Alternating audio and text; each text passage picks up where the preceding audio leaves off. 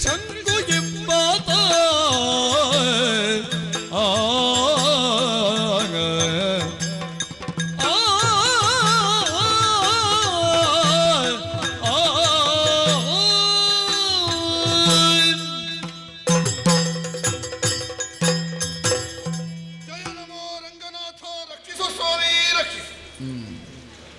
ಅಯೋಧ್ಯೆಯಲ್ಲಿ ಓಲಗವನ್ನಿಟ್ಟಿದ್ದೇನೆ. ಕಣ್ಣಿದ್ದವ ಆಕಾಶವನ್ನು ನೋಡಬಲ್ಲ, ಕಲ್ಪನೆ ಇದ್ದವ ಆಕಾಶದಾಚೆಗಿರುವುದನ್ನು ನೋಡಬಲ್ಲ. ತುಂಬು ಕನಸಿನ ಕಲ್ಪನೆಗಳೊಂದಿಗೆ ಹುಟ್ಟಿಕೊಂಡವ ನಾನು. ಹೇಳುವುದಕ್ಕೆ ದೊಡ್ಡ ಹಿನ್ನೆಲೆ ಸೂರ್ಯವಂಶದ್ದು. ಮನುವಿನಿಂದ ಆರಂಭಗೊಂಡು ಇಕ್ಷಾಕುವಿನಿಂದ ಮುಂದುವರಿದು ಹುಕ್ಷಿ ವಿಕುಕ್ಷಿಯಾದಿಗಳು ಆಳಿ ಬಾಳಿದಂತ ನೆಲದಲ್ಲಿ ಮನೆಯಲ್ಲಿ ನಿಬಂಧನ ಕುಮಾರನಾಗಿ ಹುಟ್ಟಿದೆ. ಹುಟ್ಟುವಾಗ ಸತ್ಯವ್ರತ ಎನ್ನುವುದಾಗಿ ಹೆಸರನ್ನಿರಿಸಿದರು. ಇವ ಬದುಕಿನಲ್ಲಿ ಆ ಪಥದಲ್ಲೇ ನಡೆಯಬೇಕು ಎನ್ನುವುದಾಗಿ ಹಿರಿಯರ ಆಶಯ ಇತ್ತೋ ಏನು. ಆದರೆ ಏನು ಮಾಡುವ ಹೇಳಿ, ಏನು ನಾವು ನಿರೀಕ್ಷಿಸಿದಂತೆ ಬದುಕುವುದಕ್ಕಾಗುತ್ತದೆ ಎನ್ನುವುದಾಗಿ ವಿಧಿವೈಪರೀತ್ಯದ ಪ್ರಪಂಚದಲ್ಲಿ ಊಹಿಸುವುದಕ್ಕಾಗುವುದಿಲ್ಲ. ನನ್ನ ಬದುಕಿನಲ್ಲಿಯೂ ಬಹುದೊಡ್ಡದಾದಂತ ಅವಘಡವೊಂದು ಸಂಭವಿಸಿತು. ವೈಶ್ಯನ ಮಗಳೊಬ್ಬಳನ್ನು ಪ್ರೇಮಿಸಿದೆ. ಆದರೆ ವೈಶ್ಯನ ಮನೆಯಲ್ಲಿ ಬಲಾತ್ಕಾರವಾಗಿ ಅವಳನ್ನು ವೈಶ್ಯನಿಗೇ ಕೊಡುವಂತ ನಿರ್ಧಾರ ಮಾಡಿದಾಗ ಮದುವೆಯ ಮಂಟಪದಿಂದ ಮಾಂಗಲ್ಯ ಬಂಧನ ಸಪ್ತಪದಿ ಮೊದಲಾದ ಕ್ರಿಯೆಗಳು ನಡೆಯುವ ಮೊದಲೇ ಆ ಮದುವೆಯ ಮಂಟಪದಿಂದಲೇ ಅವಳನ್ನು ಎಳೆದುಕೊಂಡು ಬಂದೆ. ಅವಳಿಗೆ ಮನಸ್ಸಿದ್ದದ್ದು ನನ್ನಲ್ಲಿ. ಆ ಮದುವೆಯಲ್ಲಿಯೂ ಅವಳಿಗೆ ಒಲವೇ ಇರಲಿಲ್ಲ. ಒಲಿಯದ ಮದುವೆ ಮಾಡುವಂತ ಹೆಣ್ಣಿನ ಮದುವೆಯನ್ನು ತಪ್ಪಿಸಿ ಎಳೆದುಕೊಂಡು ಬಂದ ಒಂದು ಕೃತ್ಯ. ಅದಕ್ಕೆ ಅಪ್ಪನಿಗೆ ಕೋಪ ಬಂತು, ಗುರುಗಳ ಆಜ್ಞೆ ಬಂತು. ದೇಶಭ್ರಷ್ಟನಾಗು, ಚಾಂಡಾಲಕೇರಿಯಲ್ಲಿ ಬದುಕು ಶಾಸನವನ್ನೇ ಮಾಡಿದ್ರು. ಬಹುದೊಡ್ಡ ಕ್ಷಾಮ ಬಂತು ನಾನು ಚಾಂಡಾಲಕೇರಿಯಲ್ಲಿರುವಾಗ. ತಿನ್ನುವುದಕ್ಕಿಲ್ಲ, ಉಣ್ಣುವುದಕ್ಕಿಲ್ಲ, ಕುಡಿಯುವುದಕ್ಕಿಲ್ಲ ಅನ್ನುವ ಬರ. 1000 ಮಂದಿಯನ್ನು ಉಳಿಸುವುದಕ್ಕೆ ಬೇಕಾಗಿ ಒಂದು ದೇನುವನ್ನು ಕೊಂದ್ರೆ ಏನು, ವಸಿಷ್ಠರ ಹೋಮದೇನುವನ್ನು ಕಡಿದ ಮೇಲೆ ಹಸಿವೆಯಾಗುವಾಗ ಸಂಸ್ಕಾರ ಮಾಡುವಂತ ತಾಳ್ಮೆ ಬರ್ತದೆ ಹೇಳಿ? ಇಲ್ಲ. ಹಾಗೆಯೇ ತಿಂದೆ, ಹಸಿದವರಿಗೂ ಕೊಟ್ಟೆ. ಒಲಿಯದ ಹೆಣ್ಣನ್ನು ಒಲಿಯದ ಮದುವೆ ಮಾಡುವ ಹೆಣ್ಣನ್ನು ಮದುವೆ ಮಂಟಪದಿಂದ ತಂದ ಅಪರಾಧ ಒಂದು, ದೇನುವನ್ನು ಕಡಿದ ಅಪರಾಧ ಮತ್ತೊಂದು, ಸಂಸ್ಕರಿಸದೆ ತಿನ್ನಂತ ಅಪರಾಧ ಇನ್ನೊಂದು. 3 ಪಾಪಗಳನ್ನು ಮಾಡಿದ ಕಾರಣ ನೀನು ತ್ರಿಶಂಕು. ನಮ್ಮ ಗುರುಗಳು ನನಗೆ ಕೊಟ್ಟ ಮಂತ್ರಾಕ್ಷತೆ ಅದು. ನನಗೊಂದು ತೃಪ್ತಿಯನ್ನು ಗೊತ್ತುಂಟೆ ಏನು, ಲೋಕದಲ್ಲಿ 1000 ಪಾಪ ಮಾಡಿದವರನ್ನು ಸಹಸ್ರ ಶಂಕು ಅಂತ ಕರೀಲಿಲ್ಲ, ನನ್ನನ್ನು ತ್ರಿಶಂಕು ಅಂತ ಕರೆದ್ರು. ನನ್ನ ಲೆಕ್ಕದಲ್ಲಿ 3 ಇರುವುದು, ಉಳಿದವರ ಹಾಗೆ 100 ಇಲ್ಲಲ್ಲ. ಬಿಳಿ ಬಟ್ಟೆಯಲ್ಲಿ ಕಾಣುವ ಒಂದು ಕಪ್ಪು ಕಲೆ ಚಂದ್ರನಿಗಿಲ್ವಾ? ಕಪ್ಪು ನಾರಾಯಣನಿಗಿಲ್ವಾ? ಉಪ್ಪು ಸಮುದ್ರದಲ್ಲಿಲ್ವೇ? ಮತ್ತೊಂದು ನೆಮ್ಮದಿ ಏನು ಅಂತ ಕೇಳಿದ್ರೆ, ಈ ಪ್ರಪಂಚದಲ್ಲಿ ಅತಿ ದೊಡ್ಡ ಧರ್ಮ ಮಾನವೀಯತೆ. ಹಸಿದವನಿಗೆ ಒಂದು ಉಣಿಸುವುದಕ್ಕೆ ಬೇಕಾಗಿ, ಒಂದು ಹೆಣ್ಣು ಮಗಳ ಮನಸ್ಸಿನ ಸ್ವಾತಂತ್ರ್ಯವನ್ನು ಉಳಿಸುವುದಕ್ಕೆ ಬೇಕಾಗಿ ನಾನು ಮಾಡಿದ ಕಾರ್ಯ ಪಾಪದ್ದು ಹೌದಾದ್ರೆ ಇನ್ನೂ 150 ಮಾಡಿಯೇನು, ನನಗೇನು ಬೇಸರ ಇಲ್ಲ ಅದರಲ್ಲಿ. ಆದ್ರೆ ಒಂದು ನನ್ನ ಜೀವನದಲ್ಲಿ ಆಕಾರ ಕೊಟ್ಟಿತ್ತು. ಚಾಣದ ಪೆಟ್ಟಿಗೆ ಮೈ ಕೊಟ್ಟಂತ ಕಲ್ಲು ದೇವರ ರೂಪ ಆಗುತ್ತದೆ. ಪೆಟ್ಟಿಗೆ ಹೆದರಿದ ಕಲ್ಲಿಗೆ ದೇವರ ಪಟ್ಟ ದೂರ ಆಗುತ್ತದೆ. ನಮಗೆ ಸಿಕ್ಕಿದಂತ ಪೆಟ್ಟು ಆಕಾರವನ್ನು ತಳೆಯುವುದಕ್ಕಾಯಿತು ಅಂತ ಭಾವಿಸಿದೆ. ಮತ್ತೆ ರಾಜ್ಯಭಾರ ಮಾಡುವಂತ ಒಂದು ಪ್ರಾಪ್ತಿ ಸಿಕ್ಕಿತು. ಆದ್ರೆ ಇಷ್ಟಕ್ಕೆ ಮುಗಿಯುವುದಾ? ಇಲ್ಲಿ ಅದು ಎಷ್ಟಿದ್ರು ಯಾವತ್ತಾದ್ರೂ ಮುಗಿಯುವುದೇ ಅಲ್ವಾ? ಅದಕ್ಕಿಂತ ಹೆಚ್ಚಿನದನ್ನು ಮಾಡಬೇಕು ಎನ್ನುವುದಾಗಿ ಯೋಚಿಸಿ ಇಲ್ಲಿಯ ಸುಖಕ್ಕಿಂತಲೂ ಹೆಚ್ಚಿನ ಸುಖ ಇರುವುದು ದೇವಲೋಕದಲ್ಲಿ. ಸರಿ, ಅದು ಆನಂದ. ಇಲ್ಲಿಯದ್ದಕ್ಕಿಂತ ಅದೆಷ್ಟೋ ಪಟ್ಟು ಹೆಚ್ಚಿನ ಆನಂದ ಇರುವಂತಹ ದೇವಲೋಕದ ಸುಖವನ್ನು ಪಡೆಯಬೇಕು ಅಂತ ಗುರುಗಳಲ್ಲಿ ಕೇಳಿದ್ರೆ, ಸರಿಯಾದ ತಳಹದಿ ಬೇಕು ಮಗನೇ, ಪುಣ್ಯದ ತಳಹದಿಯ ಮೇಲೆ ಕಟ್ಟು ಆ ಸೌಧವನ್ನು. 100 ಯಾಗ ಮಾಡಿದೆ. ಸರಿ, ದೇವತೆಗಳು ಬಂದು ಕರ್ಕೊಂಡು ಹೋಗ್ತಾರೆ ಅಂತ ಭಾವಿಸಿದ್ದು, ಬರ್ಲಿಲ್ಲಲ್ಲ. ಇನ್ನೊಂದು ಯಾಗ ಆಗಬೇಕು ಅಂತ ಭಾವಿಸಿ ಗುರುಗಳಲ್ಲಿ ಹೋಗಿ ಕೇಳಿದೆ. ಒಂದು ಸಲ ಕೇಳಿದೆ, ಈಗ ಮುಹೂರ್ತ ಇಲ್ಲ ಅಂತ ಹೇಳಿದ್ರು. 2ನೇ ಸಲ ಹೇಳಿದೆ, ಈಗ ನನಗೆ ಸಮಯ ಇಲ್ಲ ಅಂತ ಹೇಳಿದ್ರು. 3ನೇ ಸಲ ಕೇಳಿದೆ, ಕಾಲಿನಿಂದ ನೆತ್ತಿಯವರೆಗೆ ನೋಡಿದ್ರು ನಾನು ಬೇರೆ ಲೋಕಕ್ಕೆ ಹೋಗ್ಲಿಕ್ಕೆ ಅಂತ ಹೇಳಿದ್ರು. ಅಯ್ಯಯ್ಯೋ, ನಾನೊಂದು ಪ್ರಾಮಾಣಿಕವಾಗಿ ಹೇಳ್ತೇನೆ, ಯಾರು ಬೇಕಾದ್ರೂ ಗುರುಗಳಾಗಬಹುದು, ಈ ಹೆಚ್ಚು ಬೇಡಿಕೆ ಇರುವವರು ಆಗಬಾರ್ದು. ಅವರಿಗೆ ಶಿಷ್ಯರಿಗೆ ಕಲಿಸಲಿಕ್ಕೆ ಹೊತ್ತೇ ಇಲ್ಲ, ಅವರಿಗೆ ಬೇರೆ ಕಾರ್ಯಕ್ರಮ ಆಯ್ತು. ಮತ್ತೆ ಬೇರೆ ಕಾರ್ಯಕ್ರಮ ಇದ್ದವ ದೊಡ್ಡ ಗುರು ಆಗುದಿಲ್ಲ. ಅವರು ದೊಡ್ಡ ಗುರು ಆಗಬೇಕು, ಬೇರೆ ಕಾರ್ಯಕ್ರಮ ಇರಬಾರ್ದು ಅವರಿಗೆ. ಇವರಿಗೆ ಕಾರ್ಯಕ್ರಮ ನನಗೆ ಕೊಡ್ಲಿಕ್ಕೆ ಹೊತ್ತ ಇದೆ, ಇವರಿಗೆ ಬೇರೆ ಕಾರ್ಯಕ್ರಮ. ಮತ್ತೆ ಗೊತ್ತಾಯ್ತು ನಮಗೆ, ಇದು ಮುಹೂರ್ತ ಇಲ್ಲದೆ ಅಲ್ಲ, ಮನಸ್ಸಿಲ್ಲದೆ ಅಂತ ಸಾವಿರ ದಾರಿ ನೆವನ ಹುಡುಕುವುದಕ್ಕೆ ಹೊರಡುವುದು. ಮನಸ್ಸಿಲ್ಲದೆ ನಮಗೆ ಗೊತ್ತಾಗುದಿಲ್ವಾ? ಹೌದಪ್ಪ. ನಮ್ಮನ್ನು ತ್ರಿಶಂಕು ಅಂತ ಹೇಳಿದವರು ಎಷ್ಟು ದೇವಲೋಕಕ್ಕೆ ಏರಿಸುವಲ್ಲಿ ಪ್ರಯತ್ನ ಪಟ್ಟಾರು. ಮೊದಲೇ ಹುಳಿ ಉಂಟು, ಮತ್ತೆ ಇನ್ನು ಎಲ್ಲಿಂದ ಹಾಲು ಮಾಡುದು? ಅದು ಮೊಸರಾಗಿ ಆಗಿದೆ ನನ್ನ ಬಗ್ಗೆ, ಇನ್ನು ಹಾಲಾಗ್ತದ ಅದು? ಅನ್ನ ಆದ್ಮೇಲೆ ಮತ್ತೆ ಅಕ್ಕಿ ಆಗ್ತದ? ವಸಿಷ್ಠರಾದ್ರೇನು ಮತ್ತೊಬ್ಬರಾದ್ರೇನು, ನಮ್ಮ ಕೆಲಸ ಆದ್ರೆ ಆಯ್ತು ಅಷ್ಟೇ. ಬೆಕ್ಕು ಮರದ್ದಾದ್ರೇನು ಮಣ್ಣಿದ್ದಾದ್ರೇನು ಇಲ್ಲಿ ಹಿಡಿದ್ರೆ ಆಯ್ತು. ನಮಗೆ ವಸಿಷ್ಠರಾದ್ರೇನು ಅವರ ಮಕ್ಕಳಾದ್ರೇನು. ವಾಸಿಷ್ಠರು ಯೋಗ್ಯತೆಯಲ್ಲಿ ಕಡಿಮೆ ಅಲ್ಲ. ಈಗ ಗುರುಗಳು ಈ ಲೋಕದಲ್ಲಿಯೂ ಇಲ್ಲ, ಎಲ್ಲಿಯೋ ಯಾಗಕ್ಕೆ ಹೋಗಿದ್ದಾರೆ. ಮತ್ತೆ ಸತ್ಯ ಹೇಳ್ತೇನೆ ನಾನು, ಏನಪ್ಪ ಅವರು ಹೊತ್ತಿಗೆ ಬರ್ತಾರೆ ಅಂತ ನನಗೆ ನಿರೀಕ್ಷೆಯೂ ಇಲ್ಲ ವಸಿಷ್ಠರು. ಹಾಗಾಗಿ ಅವರ ಬಗ್ಗೆ ನಾನು ಯಾವ ನಿರೀಕ್ಷೆಯನ್ನಿಟ್ಟುಕೊಳ್ಳದೆ ಅವರ ಮಕ್ಕಳಲ್ಲೇ ಈ ಯಾಗವನ್ನು ಪೂರ್ಣಗೊಳಿಸಿ ನನ್ನ ಯಾವ ಮನೋಕಾಮನೆ ಉಂಟು ಅದನ್ನು ಈಡೇರಿಸಬೇಕು ಅಂತ ಯೋಚಿಸಿದ್ದೇನೆ. ಆ ಕಡೆ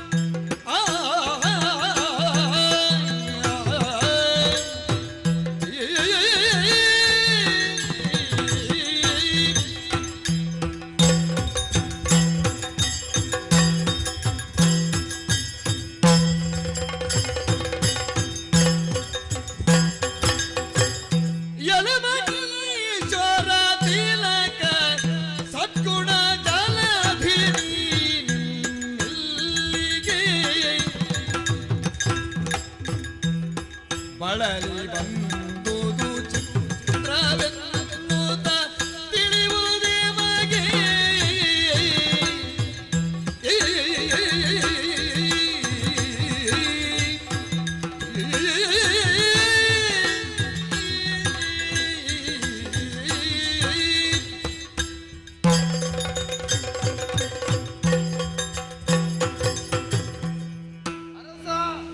ವಂದಿಸಿಕೊಂಡಿದ್ದೇನೆ.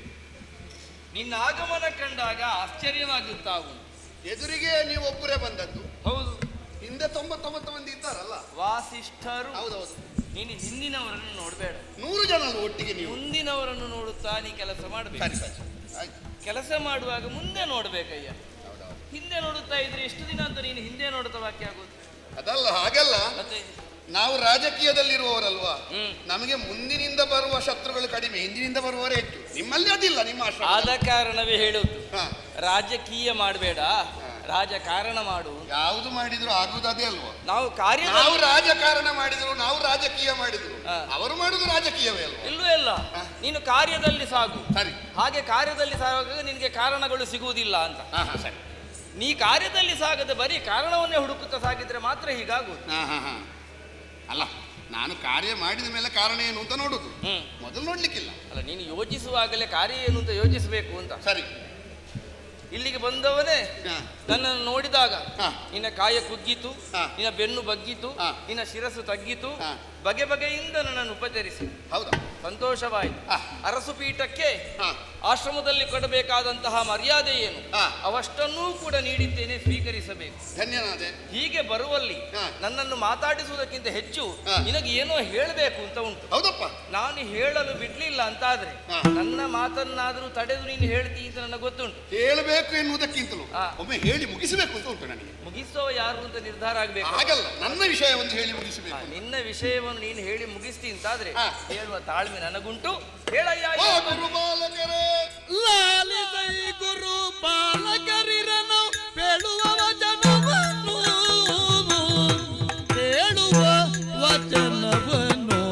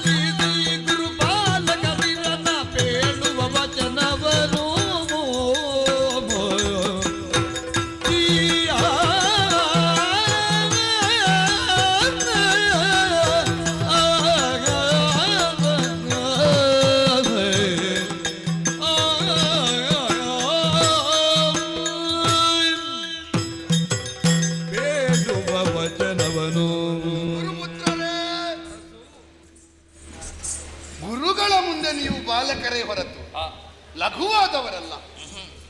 ಬಾಲಕರ ಪಂಕ್ತಿಯಲ್ಲಿ ನಿಂತರೆ ಗುರು ಬಾಲಕರು ನೀವು. ನಿಮ್ಮ ಯೋಗ್ಯತೆ ಏನು, ನಿಮ್ಮ ವಿದ್ಯೆ ಏನು, ನಿಮ್ಮ ಅರ್ಹತೆ ಏನು ಸಂಪೂರ್ಣ ತಿಳಿದವ ನಾನು. ಒಳ್ಳೆಯದು ಸ್ವಾಮಿ, ಏನು ನಿಜವಾಗಿ ಕೆಲವೊಮ್ಮೆ ದೊಡ್ಡ ಬೆಳಕಿನ ಮುಂದೆ ಸಣ್ಣ ಬೆಳಕು ಏನು ಇಲ್ಲ ಅಂತ ಕಾಣ್ತದೆ. ಬೆಳಕು ಅಲ್ಲ ಅಂತ ಆಗುದಿಲ್ಲ. ಆಗೋದಿಲ್ಲ. ಇದು ಬೆಳಕಿ, ಬೆಳಕು ಅಲ್ಲ ಅಂತ ಆಗ್ಲಿಲ್ಲ. ಸೂರ್ಯನಂತೆ ಇರುವ ನಿಮ್ಮ ಅಪ್ಪಯ್ಯ, ಅವರ ಮುಂದೆ ವಾಸಿಷ್ಠರು ಇನ್ನು ಪ್ರಸಿದ್ಧಿಗೆ ಬಂದದ್ದು ಬಹಳ ಕಡಿಮೆ.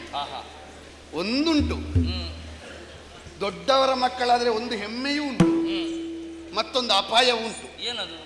ಹೆಮ್ಮೆ ಯಾವುದು? ಯಾವುದಕ್ಕೆ? ಅಂತ ಅಪ್ಪನ ಮಗ ಅಂತ ಹೇಳಿದರೆ ತನ್ನಿಂದ ತಾನಾಗಿಯೇ ಲೋಕದ ಸಮಾಜದ ಗೌರವ ಸಿಗುತ್ತದೆ. ಇನ್ನೊಂದು ಅಪಾಯ ಏನು ಅಂತ ಕೇಳಿದರೆ, ಏನು? ದೊಡ್ಡವರ ಮಗ ಸ್ವಲ್ಪ ಮರ್ಯಾದೆ ತೆಗೆದ, ಅಪ್ಪನ ಮರ್ಯಾದೆ ತೆಗೆದವ ಸ್ವಲ್ಪ ತಪ್ಪಿದ್ರೆ ಸಾಕು. ಹಿನ್ನೆಲೆ ಇಲ್ಲದವ ತಪ್ಪಿದ್ರೆ ದೊಡ್ಡ ವಿಷಯ ಆಗುದಿಲ್ಲ, ಅದು ಪ್ರಮಾದ ಅಂತ ಬಿಡ್ತಾರೆ. ದೊಡ್ಡವರ ಮಕ್ಕಳು ಒಂದು ಹೆಜ್ಜೆ ಇಡುವಾಗ 50 ಸಲ ಯೋಚನೆ ಮಾಡಬೇಕು. ಯಾರ ಮಗ ನೀನು? ನಾನು ನಿಬಂಧನ. ಎಚ್ಚರಿಕೆ ಅಂದಿದ್ರೆ ಆಯ್ತು.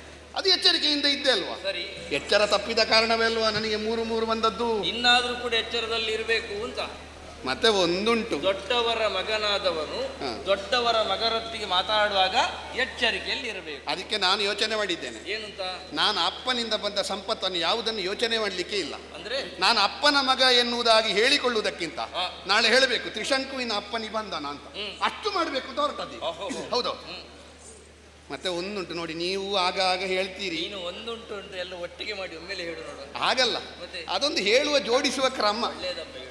ಈ ವಿಜಯಿಯಾದವ ಯಾವುದು ಸತ್ಯ ಹೇಳಿದ್ರು ಯಾವುದು ಸುಳ್ಳು ಹೇಳಿದ್ರು ಲೋಕ ಸತ್ಯವ ಸುಳ್ಳು ಅಂತ ಕೇಳೋದಿಲ್ಲ.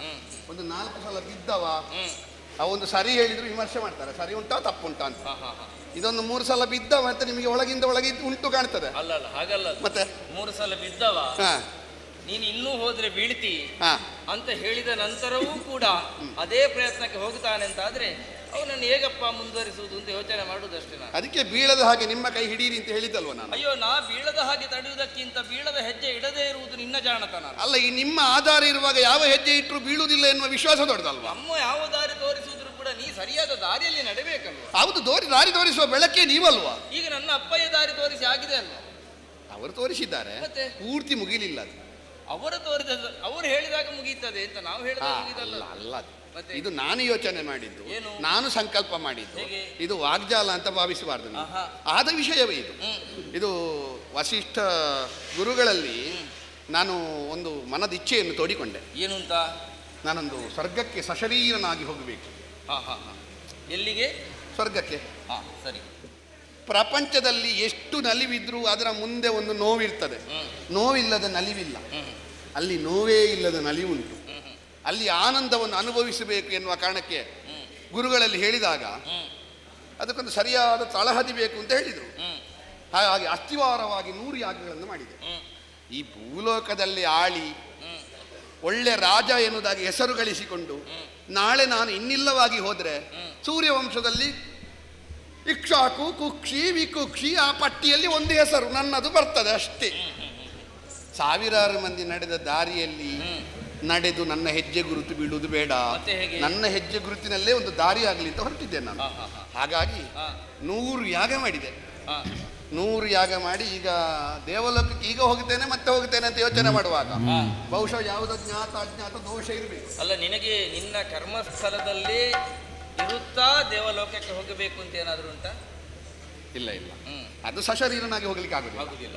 ಅಲ್ಲ, ಅದು ಸಶರೀರ ಅಂತ ಹೇಳಿದ್ರೆ ಕರ್ಮಸ್ಥಳದಲ್ಲಿ ಇಲ್ಲದೆ ಹೋಗುದು. ಹಾಗಾಗಿ ಆ ಕಲ್ಪನೆಯಿಂದ ಮಾಡಿದ್ದು. ಬಹುಶಃ ಇನ್ನೊಂದು ಯಾಗ ಬೇಕು ಅಂತ ಕಾಣ್ತದೆ. ಅದಕ್ಕೆ ಗುರುಗಳಲ್ಲಿ ಕೇಳಿದೆ. ಏನ್ ಹೇಳಿದ್ರು? ಬಹುಶಃ ಅವರಿಗೆ ನೀವೊಂದು ಅವರಿಗೆ ಹೆಗಲು ಕೊಟ್ಟು ಕೆಲವು ಕಾರ್ಯಕ್ರಮಕ್ಕೆ ನೀವು ಹೋಗಬೇಕು. ಎಲ್ಲದಕ್ಕೆ ಅವರು ಹೋದ್ರೆ ಅವರಿಗೆ ಹೊತ್ತುಂಟಾ? ಹೌದು, ಅವರು ಹೇಳಿದ್ರೆ ನಾವು ಹೋಗುದು. ಮುಹೂರ್ತ ಇಲ್ಲ, ನನಗೆ ಹೊತ್ತಿಲ್ಲ, ನನಗೆ ಅಲ್ಲಿಗೆ ಹೋಗ್ಲಿಕ್ಕೆ ಉಂಟು. ನನಗೆ ಗೊತ್ತಾಯ್ತು, ಏನು? ವಸಿಷ್ಠರಲ್ವಾ, ಅವರ ವಾಚ್ಯಾರ್ಥದಿಂದ ಕೆಲವು ಆಶಯಾರ್ಥವನ್ನು ಗ್ರಹಿಸುವುದೇ ಒಳ್ಳೆಯದು. ಬಹುಶಃ ಅವರಿಗೂ ಇರಬೇಕು, ನನ್ನ ಮಕ್ಕಳು ಇಂದು ಪ್ರಚಾರಕ್ಕೆ ಬರಲಿಲ್ಲ, ಒಂದು ದೊಡ್ಡದನ್ನು ಮಾಡಿ ಪ್ರಚಾರಕ್ಕೆ ಬರಲಿ ಅಂತ ಇರಬೇಕು. ಹಾಗಾಗಿ ನನ್ನಲ್ಲಿ ಆಗನೆ ಅವನೇ ಹೇಳೋದು. ಈಗ ನನಗೆ ಹೊಳೆಯಿತು ನೋಡಿ, ಇದು ಮಾಡಬೇಕಾದವರು ನೀವು, ಅವರಲ್ಲ. ಅವರ ಇಚ್ಛೆಯು ಮಕ್ಕಳಲ್ಲಿ ಈಗೆಯೂ ಹೋಗಲಿ ಎನ್ನುವುದಾಗಿರಬೇಕು. ಹಾಗಾಗಿ ಈ ಒಂದು ಯಾಗವನ್ನು ಮಾಡಿ ನನ್ನನ್ನೊಂದು ಸಶರೀರನಾಗಿ ಸ್ವರ್ಗಲೋಕಕ್ಕೆ ಕಳುಹಿಸಿದ್ರೆ ನಿಮ್ಮ ಒಂದೇ ಒಂದು ಕೆಲಸ, ಅವರು 100 ಯಾಗ ಮಾಡಿದ್ದಕ್ಕೆ ಒಂದು ಹೊನ್ನ ಕಲಶ ಇಟ್ಟಾಗ ಅವರು ಹೊತ್ತಿಲ್ಲ ಅಂತ ಹೇಳಿದ್ದಲ್ವಾ? ಹೌದು. ಗೊತ್ತಿಲ್ಲ ಅಂತ ಹೇಳಿದ್ದಲ್ಲ. ಗೊತ್ತಿಲ್ಲ ಅಂತ ಹೇಳಿ. ಗೊತ್ತಿಲ್ಲ ಅಂತ ಹೇಳಿದ್ದಲ್ಲ, ಅವರು ಇಲ್ಲ ಅಂತ ಹೇಳಿದ್ರು. ಅದೇ ಮಾತು. ಆಗದಾಗದಾಗದಾಗದು ನಿನ್ನ ಮನೆಗೆ ಹೋಗು ಹೋಗು ಹೋಗು ಹೋಗಿದು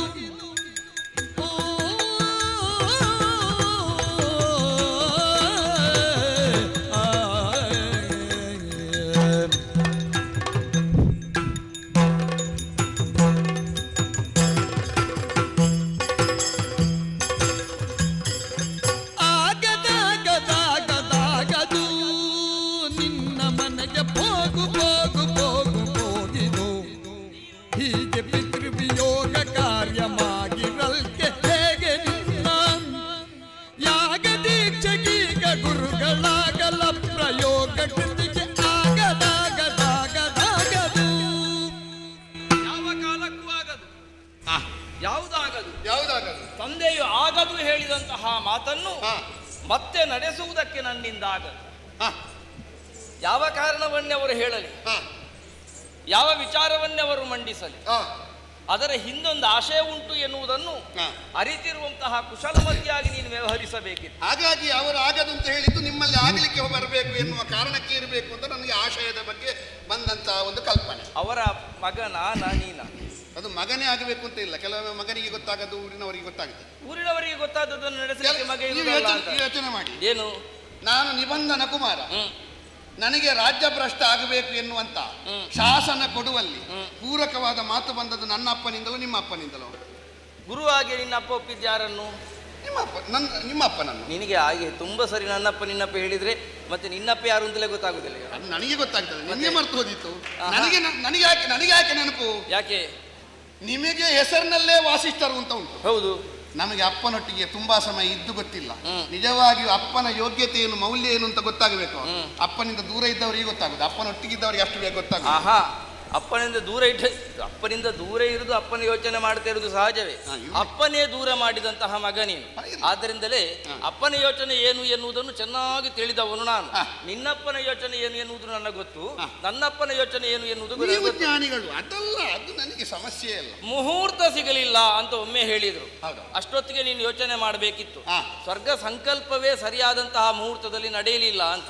ನೀನು ಹಾಗೆ ಯೋಚನೆ ಮಾಡಿದ್ದೆ ತಪ್ಪು ಅಂತ. ಹಾಗೆ ಯೋಚನೆ ಮಾಡುವುದಿದ್ರೆ ಸ್ವರ್ಗ ಸಂಕಲ್ಪ ಮಾಡುವ ಮೊದಲನೇ ಆಗಕ್ಕೆ ಹೇಳಬೇಕಿತ್ತು ಅವರು. ಅಲ್ಲ, ಮೊದಲನೇ ಯಾಗಕ್ಕೆ ನೀನು ತೊಡಗಿಸಿಕೊಳ್ಳುವಾಗ ಯಾಗ ಸಂಕಲ್ಪ ಅಂತ ಅಷ್ಟೇ ಇದ್ದದ್ದಲ್ವಾ? ಅಲ್ಲ, ಮೊದಲನೇ ಯಾಗದಲ್ಲೇ ನಾನು ಹೇಳಿದ್ದೇನೆ ಏನು ಅಂತ. ಸಶರೀರನಾಗಿ ಸ್ವರ್ಗಕ್ಕೆ ಹೋಗುವಂತಹ ಬಯಕೆಯಿಂದ ಹೊರಟದ್ದು ಅಂತ. ಏನು ಹೇಳಿದ್ರು ಅದನ್ನು? ಅದಕ್ಕೆ ಅವರು ಅಸ್ಥಿವಾರ ಎನ್ನುವುದು ಪುಣ್ಯದ ಅಸ್ಥಿವಾರ ಬೇಕು ಅಂತ ಹೇಳಿದ್ರು. ಅಲ್ಲಿಗೆ ಹಾಗಾಗಿ 100 ಯಾಗವನ್ನು ಮಾಡುವುದಕ್ಕೆ ಅವರ ನಿರ್ದೇಶನದಂತೆ ಹೊರಟದ್ದು. ಈಗ 100 ಯಾಗ ಮಾಡಿಯೂ ಕೂಡ ಹೊತ್ತಿಲ್ಲ ಅಂತ ಹೇಳ್ತಾರೆ ಅಂತ ಆದ್ರೆ ಆ ಅಸ್ಥಿವಾರ ಇನ್ನೂ ಕೂಡ ಗಟ್ಟಿ ಆಗ್ಲಿಲ್ಲ ಎನ್ನುವುದು ಸ್ಪಷ್ಟವಾಗಿ ಹೋಯ್ತಲ್ಲ. ನನಗೆ ಹೊತ್ತಿಲ್ಲ, ನನ್ನ ಮಕ್ಕಳಿಗೆ ಹೊತ್ತುಂಟು ಅಂತ ಹೇಳಿದ್ದು. ಹಾಗೆ ಅವರ ಬಾಯಿಂದ ಬರ್ಲಿಲ್ಲಲ್ಲ. ನನ್ನ ಅಪ್ಪನ ಬಾಯಿಯಿಂದ ಏನು ಬರ್ತದೆ, ಹೇಗೆ ಬರ್ತದೆ ಎನ್ನುವುದನ್ನು ಅರ್ಥೈಸಿಕೊಳ್ಳುವ ನಾನು. ಆದ್ದರಿಂದಲೇ ನೀ ಹೋಗಬೇಕಾದದ್ದೇ. ನಿನ್ನನ್ನು ಕಳಿಸ್ತೇನೆ ನಾನು. ಎಲ್ಲಿಗೆ? ನಿನ್ನ ಮನೆಗೆ ಹೋಗು ಹೋಗು ಹೋಗುದು. ಅಲ್ಲಿದೆ ನಿಮ್ಮನೆ, ಇಲ್ಲಿರುವುದು ಸುಮ್ಮನೆ. ಆದಷ್ಟು ಬೇಗ. ಅದು ಸರಿ, ಇಲ್ಲಿರುವುದು ಸುಮ್ಮನೆ ಹೌದು. ಹೌದು. ಅಲ್ಲಿರುವುದು ನನ್ನ ಮನೆ ಹೌದು. ಹೌದು. ಆದ್ರೆ ನನ್ನ ಮನೆಗೆ ಹೋಗುವುದಲ್ಲ ನಾನು. ಮತ್ತೆ ನಾನು ಸ್ವರ್ಗದ ಮನೆಗೆ ಹೋಗುದು. ಹಾಗೆ ಹೋಗಬೇಕು ಅಂತ ಆದ್ರೆ ನಿನಗೊಂದು ಯೋಗ ಅಂತ ಬೇಕೋ ಬೇಡ? ನಿನ್ನಲಿಲ್ಲ ಪೂರ್ವ ಜನ್ಮದಿ ಪುಣ್ಯವೆಂಬುದನ್ನು ತಿಳಿದವೀಗಲಿಲ್ಲವಾಗ ಎನ್ನಲೇಕೆ 100 ಯಜ್ಞವನ್ನು ಕೈದಡೋನು ನಾಗವನ್ನು ಪಡೆವ ಅಜನ ಲಿಖಿತ ನಿನ್ನ ಪಡೆಯೊಳಿಲ್ಲವಯ್ಯ.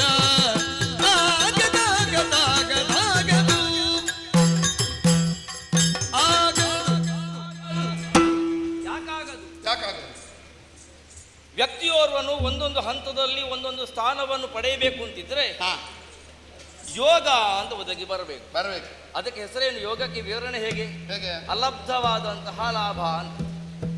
ಅರ್ಥ ಆಯ್ತಾ ನಿನಗೆ? ಹೌದು. ಆ ಅಲಬ್ಧವಾದಂತಹ ಲಾಭ ವ್ಯಕ್ತಿಯೋರ್ವನಲ್ಲಿ ಉಂಟು ಅಂತಾದರೆ ಮಾತ್ರ ಆ ಹಂತಕ್ಕೆ ಏರಬೇಕಾದಂತಹ ಸ್ಥಿತಿಯನ್ನು ಇರ್ತಾರೆ. ನಿನಗೆ ಸ್ವರ್ಗವನ್ನು ಕಾಣಬೇಕು ಅಂತ ಇದ್ರೆ ಅಲ್ಲಿಗೆ ಹೋಗಿ ಕಾಣಬೇಕು ಅಂತ ಅಗತ್ಯ ಇಲ್ಲ. ಸಶರೀರನಾಗಿ ಸ್ವರ್ಗವನ್ನು ಕಾಣಬೇಕು ಅಷ್ಟೇ ತಾನೆ. ಈ ನೆಲವನ್ನೇ ಸ್ವರ್ಗ ಮಾಡು ನೀನು. ಬೇಕಾದ ಹಾಗೆ ಅದು ಅಲಂಕಾರಕ್ಕೆ ಹೇಳ್ಬೋದು. ಹೇಗೆ? ಅದು ಯಥಾರ್ಥದಲ್ಲಿ ಆಗುತ್ತದ? ಯಾಕಾಗುದಿಲ್ಲ? ಸ್ವರ್ಗಲೋಕದ ಹವಿರ್ಭೋಜನ ಇಲ್ಲಿ ಮಾಡ್ಲಿಕ್ಕೆ ಆಗ್ತದ? ನಿನಗೀಗ ಹೋಗಿ ಅಲ್ಲಿ ಹವಿರ್ಭೋಜನವೂ ಬೇಕು. ಸ್ವರ್ಗಲೋಕದ ಸುಖಭೋಗ ಅಂತ ಹೇಳಿದ್ರೆ ಎಂತದ್ದು? ಏನು? ಅಲ್ಲಿ ಏನೆಲ್ಲ ಅವರಿಗೆ ಸಿಗುತ್ತದೋ ಆ ಅನುಭವವನ್ನು ನಾನು ಹೊಂದಬೇಕು. ಮತ್ತೆ ಇಲ್ಲಿದ್ದು ಸ್ವರ್ಗ ಮಾಡುವುದಾದ್ರೆ ಅದು ಅಲಂಕಾರಕ್ಕೆ ಮಾತ್ರ, ಅದೆಲ್ಲ ಯಥಾರ್ಥಕ್ಕಾಗ. ಅದೇ ಹೌದು ಅಂತಾದ್ರೆ ನಿನಗೆ ಹವಿರ್ ಭೋಜನ ಉಣ್ಣುವಂತ ಯೋಗ ಯಾವ ಕಾಲಕ್ಕೂ ಇಲ್ಲ. ಇನ್ನೂ ಮುಂದಡಿಟ್ಟು ಹೇಳಬೇಕು ಅಂತಾದ್ರೆ ಸ್ವರ್ಗಲೋಕ ಏನು, ನಿನಗೆ ಪಿತೃಲೋಕಕ್ಕೆ ಹೋಗ್ಲಿಕ್ಕೆ ಅಧಿಕಾರ ಇಲ್ಲ. ಅದು ಯಾಕೆ? ಯಾಕೆಂದ್ರೆ ನಿನಗೆ ಯೋಗ ಇಲ್ಲ ಅಂತ. ನೀನು ನನ್ನ ಮೊದಲೇ ಕೈ ಮುಗಿದು ಹೇಳಿದ್ದೇನು, ನೀವು ಬ್ರಹ್ಮಜ್ಞಾನಿಗಳು, ತಂದೆಯಷ್ಟೇ ಯೋಗ್ಯತೆ ಉಳ್ಳವರು, ಚೆನ್ನಾಗಿ ಎಲ್ಲವನ್ನು ಅರಿತಿರುವವರು ಅಂತ. ಅದೇ ಅರಿವಿನ ದಾರಿಯನ್ನು ಇಟ್ಟುಕೊಂಡೇ ಹೇಳ್ತಾ ಇದ್ದೇನೆ. ಯೋಗ ಇಲ್ಲ ಅಂತ ಹೇಗೆ ಹೇಳಿದ್ದೀರಿ? ನಿನಗೆ ಈ ಪುಣ್ಯ ಸಂಚಯಗಳಾಗಲಿಲ್ಲ. ನಿನ್ನನ್ನು ಅಂಟುಕೊಂಡಿರುವಂತಹ ಪಾಪದ ಕೊಳೆ ಎಲ್ಲವೂ ಕೂಡ ಇನ್ನೂ ಪೂರ್ತಿ ಪರಿಮಾರ್ಜನೆ ಆಗಲಿಲ್ಲ. ಅದು ಆಗದ ಹೊರತು, ಆ ಕಪ್ಪು ಅಂಟಿಕೊಂಡಿರೋ ಹೊರತು ನೀನು ಆ ಕೊಚ್ಚ ಪ್ರದೇಶಕ್ಕೆ ಹೋಗ್ಲಿಕ್ಕೆ ಆಗುದಿಲ್ಲ. ಒಂದು ಕೆಲಸ ಮಾಡಿ, ಏನು? ನನ್ನ ಕೊಳೆ ತೊಳಿಸುವುದಕ್ಕೆ ನಿಮ್ಮ ಒಂದು ಅಮೃತ ವರ್ಷವನ್ನು ಮಳೆಯನ್ನು ಸುರಿಸಿ ಕೊಳೆ ಹೋಗ್ಲಿ. ನಾನು ಅಮೃತ ವರ್ಷಿಣಿಯ ವ್ಯಕ್ತಿ ಅಲ್ಲ. ಅದನ್ನು ನನ್ನ ತಂದೆಯೇ ಹಾಡಬೇಕು, ತಂದೆ ಮೂಲಕವೇ ಆಗಬೇಕು. ಒಂದು ವೇಳೆ ನಾ ತೊಲಗಿಸಿಕೊಳ್ಳಬೇಕು ಅಂತಾದ್ರೆ ಅವರು ಆಜ್ಞಪ್ತರಾದ್ರೆ, ಅವರಿಂದ ಆಜ್ಞಪ್ತರಾದ್ರೆ ಮಾತ್ರವೇ ಆದೀತು ಹೊರತು ಇಲ್ಲಿಂದ ಆಗದು ಆಗದು ನಿಮ್ಮನ್ನು ದೊಡ್ಡದು ಮಾಡಿದೆ. ಕುಲಗುರು ಸುತರೆಂದು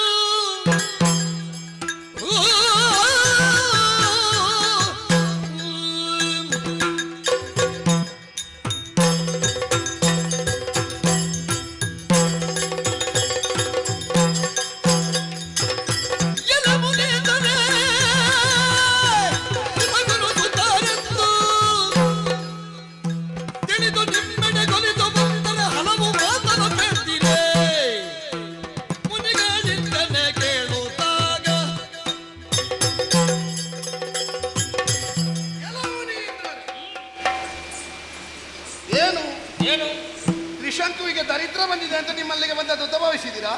ಮತ್ತೆ ಜನ ಇಲ್ಲದೆ ನಿಮ್ಮಲ್ಲಿಗೆ ಬಂದದ್ದಲ್ಲ, ಜನ ಇಲ್ಲ, ನಿಮ್ಮಂತ 1000 ಮಂದಿ ಸಿಕ್ಕ್ಯಾರು ನಮಗೆ.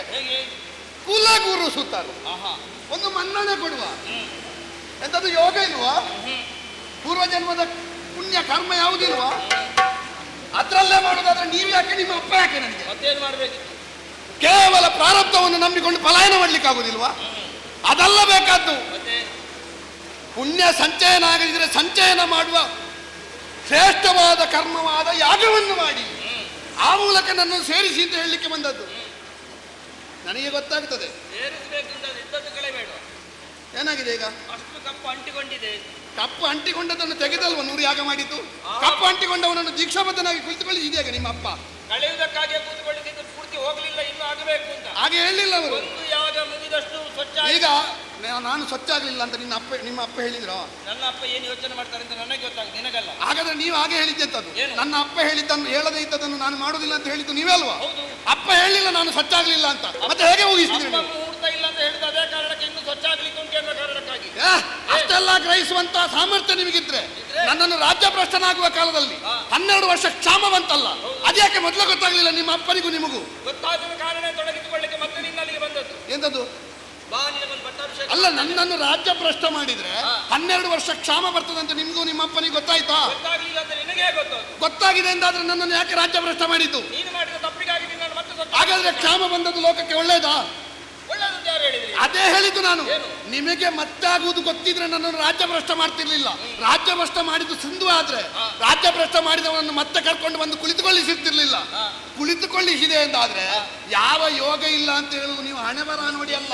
ರಾಜ್ಯ ಭ್ರಷ್ಟವನ್ನಾಗಿ ಮಾಡಿದ್ದು ನೀವು ಮಾಡಿದಂತಹ ಪಾಪಕರ್ಮ ಸರಿ ಇರ್ಲಿ, ಮತ್ತೆ ನಿನ್ನನ್ನು ಸತ್ಯಗೊಳಿಸುವಂತಹ ಉದ್ದೇಶದಿಂದಲೇ ಕುಳ್ಳಿರಿಸಿದ್ದು ಅಲ್ಲ. ಈಗ ನನ್ನನ್ನು ರಾಜ್ಯ ಭ್ರಷ್ಟ ಮಾಡುವಾಗ ಅವಧಿ ನಿರ್ಣಯ ಆಗಿದ ಹೇಳಿದಾರಲ್ಲ, ಎಂತದ್ದು ಹೌದಾ? ಅವಧಿ ನಿರ್ಣಯ ಆಗಿದ? ಅವಧಿ ನಿರ್ಣಯ ಆಗಬೇಕು ಅಂತ ಆದದ್ದು ಯಾವಾಗ? ಕ್ಷಾಮ ಬಂದ ಮೇಲೆ. ಕ್ಷಾಮ ಬರುವಾಗ ಗೊತ್ತಾದ್ದು ಇದು ತಪ್ಪಿತು. ನಾವು ಈಗ ಸತ್ಯವ್ರತರನ್ನು ಕಳುಹಿಸಿ ಈ ಋಷಿಯಾದವ ರಾಜದಂಡ ಹಿಡಿದು ಇದೀಗ ಕ್ಷಾಮ ಬಂದಿದೆ, ಹಾಗಾಗಿ ರಾಜ ಬರಬೇಕು ಅಂತ ಮೊದಲೇ ಎಲ್ಲ ಗೊತ್ತಿರುವುದಿದ್ರೆ ಮತ್ತೆ ಅಲ್ಲಿ ಒಬ್ಬ ಬ್ರಹ್ಮ ಯಾಕೆ ಎಲ್ಲ ನಿಮ್ಮ ಕೈಗೆ ಕೊಡುದಿಲ್ವಾ? ಲೇಖನವನ್ನು, ಲಿಖಿತವನ್ನು, ಲೇಖನಿಯನ್ನು ನಿಮಗೆ ಕೊಡುದಿಲ್ವಾ? ನೀವು ಯೋಗ ಇಲ್ಲ ಬ್ರಹ್ಮ ಏನು ಅಂತ ಗೊತ್ತಿದ್ದೆ ಬ್ರಹ್ಮ ಋಷಿ ಆದಂತಹ ಅವರು ಇಂತಹ ದಾರಿಯನ್ನು ತೋರಿಸಿಕೊಟ್ಟರು. ಬ್ರಹ್ಮ ಋಷಿ ಹೌದು, ಅಲ್ಲ ಅಂತ ಹೇಳುವುದಿಲ್ಲ ನಾನು. ಯೋಗ ಇಲ್ಲ ಅಂತ ಹೇಳುದು ಹಣೆ ಬರ ಓದಿ ಅಲ್ಲ, ನಿಮ್ಮ ಒಳಗೆ ಮತ್ಸರ. ನಿಮಗೆ ಜೀವಮಾನ ಪೂರ್ತಿ ತ್ರಿಶಂಕು ನಿಮ್ಮ ಕಾಲ ಕೆಳಗೆ ಬಿದ್ದು ಅಯ್ಯೋ ನಾನು ದೀನ, ಸಮಸ್ತ ಲೋಕಕ್ಕೆ ದಾನಿ, ನಾನು ಏನೂ ಬಲ್ಲವನಲ್ಲ, ನೆರಸುಜ್ಞಾನ ಮೂರ್ತಿಗಳು ನೀವು, ನನ್ನನ್ನು ರಕ್ಷಿಸಬೇಕು, ಕಾಲಡಿಯಲ್ಲಿ ಇರಬೇಕು. ಎಲ್ಲಿಯಾದ್ರೂ ಯಾಗ ಆಗಿ ಮೇಲೆ ಹೋದ್ರೆ ನಾನು ನಿಮ್ಗಿಂತ ಮೇಲೆ ಹೋಗ್ತೇನಲ್ವಾ? ಮತ್ಸರದ ಬುದ್ಧಿ ಎಲ್ಲ ನನ್ನನ್ನು ನಡೀಲಿಕ್ಕಿಲ್ಲ. ಸರ್ವಶಾಸ್ತ್ರಜ್ಞರು ನಿಮಗಿಂತ ದೊಡ್ಡವರಿದ್ದಾರೆ, ನಿಮ್ಮ ತಲೆಯ ಮೇಲೆ ಕುಳಿತುಕೊಳ್ಳುವರಿದ್ದಾರೆ. ಅವರಲ್ಲಿಗೆ ಹೋಗಿ ನಾನು ಯಾಗ ಮಾಡಿ ನಾನು ಸ್ವರ್ಗಕ್ಕೆ ಹೋಗುವಾಗ ನನ್ನ ಹಣೆ ಬರಹವನ್ನು ನೋಡಿ ನಿಮ್ಮ ಹಣೆ ಬರಹದಲ್ಲಿ ಯೋಚನೆ ಮಾಡಬೇಕು. ಅಯ್ಯೋ ನಮಗೆ ಆಯ್ತಲ್ಲ. ನಮ್ಮ ಅಪ್ಪನಿಂದ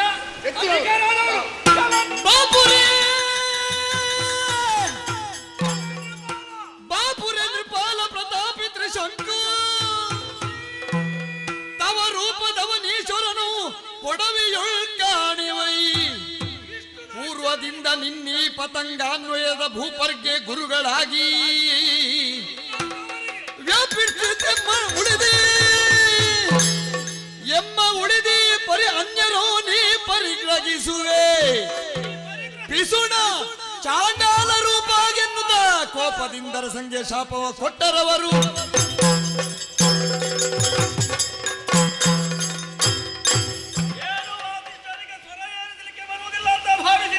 ನೀವು ಎಷ್ಟು ಸ್ವರ ಏರಿಸಿ ನಾನು ಸ್ವರಕ್ಕೆ ಹೋಗಬೇಕು. ಸ್ವರ ಏರಬೇಕಾದಂತ ಅರ್ಹತೆ ಏನು ಎನ್ನುವುದನ್ನು ಯೋಚನೆ ಮಾಡು. ಏನು? ನಮ್ಮ ತಂದೆ ನಿಮ್ಮ ವಂಶದವರಿಗೆ ತೊಡಗಿಸಿಕೊಂಡಂತಹ ಬಗೆ ಹೇಗೆ ಎನ್ನುವುದನ್ನು ಯೋಚನೆ ಮಾಡು. ಅವರ ಉನ್ನತಕ್ಕಾಗಿ ಪಡಿಸಿಕೊಂಡಂತಹ ಶ್ರಮ ಏನು ಎನ್ನುವುದನ್ನು ಯೋಚನೆ ಮಾಡು. ನಿಜವಾಗಿ ಕೇವಲ ಯಾಗಮುಖದಲ್ಲಿ ಮಾತ್ರವಲ್ವೋ, ಇದು ನನ್ನದಲ್ಲ ಎನ್ನುವಂತಹ ಭಾವದಿಂದಲೇ, ವ್ಯಕ್ತಿಗಿಂತ ರಾಷ್ಟ್ರ ಮುಖ್ಯ ಎನ್ನುವಂತಹ ನಿಲುವಿನಿಂದಲೇ, ಪ್ರತಿಯೊಬ್ಬರಿಗೂ ಅವರವರ ಪ್ರಜ್ಞೆ ದೇವರಾಗಬೇಕು ಎನ್ನುವಂತಹ ಸ್ವಚ್ಛ ಭಾವದಿಂದಲೇ ಅವರು ತೊಡಗಿಸಿಕೊಂಡ ಕಾರಣದಿಂದಲೇ ನೀವು ನಿನ್ನ ವಂಶಜರು ಇವತ್ತಿಗೆ ಪ್ರಪಂಚ ಮುಖದಲ್ಲಿ ಮಾನ್ಯತೆಯನ್ನು ಪಡೆದು ವಿರಾಜಿಸುತ್ತಾ ಇದ್ದಾರೆ. ನನಗೆ ಗೊತ್ತಾಗಿದೆ. ಸುಮ್ಮನಿರು. ಉಳಿದವರಿಗೆಲ್ಲ ವಂಶಸ್ಥರಿಗೆ ನೀವು ದೊಡ್ಡ ದೊಡ್ಡ ಮನೆ ಕೊಟ್ಟಿದ್ದೀರಿ, ನನ್ನನ್ನು ನೋಡಿದ್ರೆ ಬಾಲ್ಯದಿಂದ ನಿಮಗೂ ನಿಮ್ಮ ಅಪ್ಪನಿಗೂ ಆಗುದು. ಕಾರಣ ಯಾಕೆ? ಈಗಲೇ ಸ್ಪಷ್ಟವಾಗಿ ಹೋಯ್ತಲ್ಲ. ಮನೆ ಕೊಟ್ಟವರಿಗೆ ಮನೆಯಿಂದ ಹೊಡೆಯುವಂತಹ ಜಾಯಮಾನ ನಿನ್ನದು. ಎಂತವನು ನೀನು ಎನ್ನುವುದು ಈ ಹೊತ್ತಿಗೆ ನಿನ್ನ ಮಾತುಗಳಿಂದ ನಿರೂಪಿತವಾಗಿ. ಹಣೆ ಬರ ಅಂತ ಇಲ್ಲ ಅಂತ ಹೇಳಿ ನನ್ನ ಹಣೆ ಬರ ಏನು ತೋರಿಸ್ಬೇಡ. ನಿನ್ನ ಹಣೆ ಬರ ಏನು ಅಂತ ನಾನು ನಿರ್ಧರಿಸ್ತೇನೆ. ಏನು ಬ್ರಹ್ಮನ ಕುರಿತಾಗಿ ಮೂಲಕವಾಗಿ ನೀನು ಹೇಳ್ತಿ. ನನ್ನ ಎದುರು ಬ್ರಹ್ಮನ ವಿಷಯ ಮಾತಾಡುದು. ನಿಮಗಿಂತ ಮೊದಲು ಬ್ರಹ್ಮ ತಲೆಯಲ್ಲಿ ನೀವೇ ಬ್ರಹ್ಮ ಅಂತ ಇರ್ಬೋದು. ಬ್ರಹ್ಮ ಮೊದಲು ದೊಡ್ಡ ದೊಡ್ಡ ಬ್ರಹ್ಮ ಎಲ್ಲ ನಿನ್ನ ತಲೆಯಲ್ಲಿ ಬ್ರಹ್ಮ ಏನು ಬರೆದಿದ್ದಾನೆ ಅವೆಲ್ಲವನ್ನು ಕೂಡ ಚೆನ್ನಾಗಿ ತಿಳಿದೇ ಹೇಳ್ತಾ ಇದ್ದೇನೆ. ನೀನೇನು ವ್ಯವಹರಿಸ್ತಿ, ನೀನೇನು ಮಾತಾಡ್ತಿ ಎನ್ನುವುದನ್ನೆಲ್ಲ ಸ್ಪಷ್ಟವಾಗಿ ನನ್ನ ತಂದೆಗೆ ತಿಳಿದಿದ್ದರಿಂದಲೇ ಮುಹೂರ್ತ ಇಲ್ಲ ಅಂತ ಹೇಳಿದ್ದು. ವಿಸೃಣನ ವ್ಯವಹಾರವನ್ನು ಮಾಡ್ತಿ. ನಿನಗೆ ಅಲ್ಲಿ ಅವಧಿ ನಿರ್ಣಯ ಆಗ್ಲಿಲ್ಲಲ್ಲ. ಚಾಂಡಾಲ ಕೇರಿಯಲ್ಲಿ ಇರುವುದೇ ಆವಾಗಂತ ಅವಧಿ ನಿರ್ಣಯ ಆಗ್ಲಿಲ್ಲ. ಅವಧಿ ನಿರ್ಣಯ ನಾನು ಮಾಡ್ತಾ ಇದ್ದೇನೆ. ಕುಲಗುರುಗಳ ಮನೆಯಲ್ಲಿ ಒಂದು ಶ್ರೇಷ್ಠ ಸಂಸ್ಕಾರ ಇರುವಲ್ಲಿ ಅರಳಬೇಕಾದಂತಹ ಸಂಸ್ಕೃತಿಯನ್ನು ಮನಗಾಣದೆ ಈ ರೀತಿಯ ವಿಕೃತ ಮನಸ್ಸುಳ್ಳವನಾಗಿ ನೀವು ವ್ಯವಹರಿಸುವುದೇ ಹೌದಾಗಿದ್ದರೆ ನೀ ಇಲ್ಲಿರಬೇಕಾದವನಲ್ಲ. ಇದು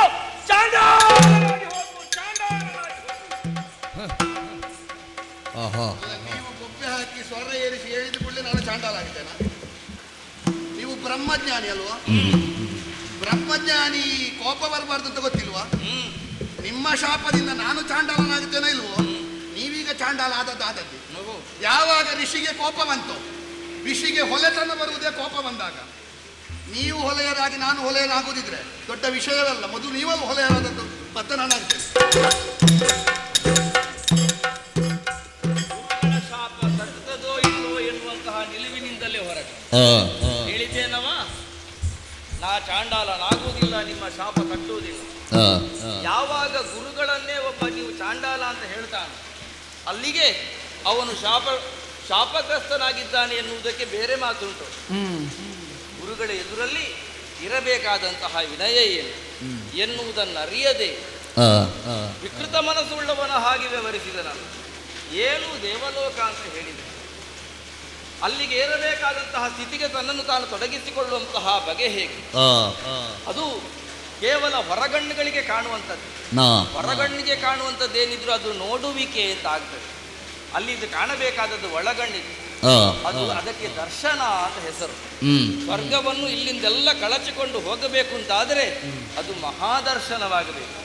ಆ ಮಹಾದರ್ಶನದ ಮಹಾಲಿಂಗನ ಸೌಖ್ಯ ಸುಖದಲ್ಲಿ ತನ್ನನ್ನು ತಾನು ತೊಡಗಿಸಿಕೊಳ್ಳಬೇಕು ಅಂತಾದರೆ ಇರಬೇಕಾದಂತಹ ಸಂಸ್ಕಾರ ಏನು ಎನ್ನುವುದು ಇವನಿಗೆ ಅರಿವಿಗೆ ಹೊಳೆಬೇಕೋ ಬೇಡ.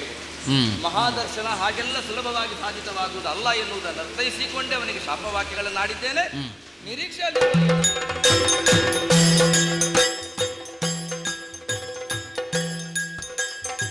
ಅರಸನಾಗಲಿ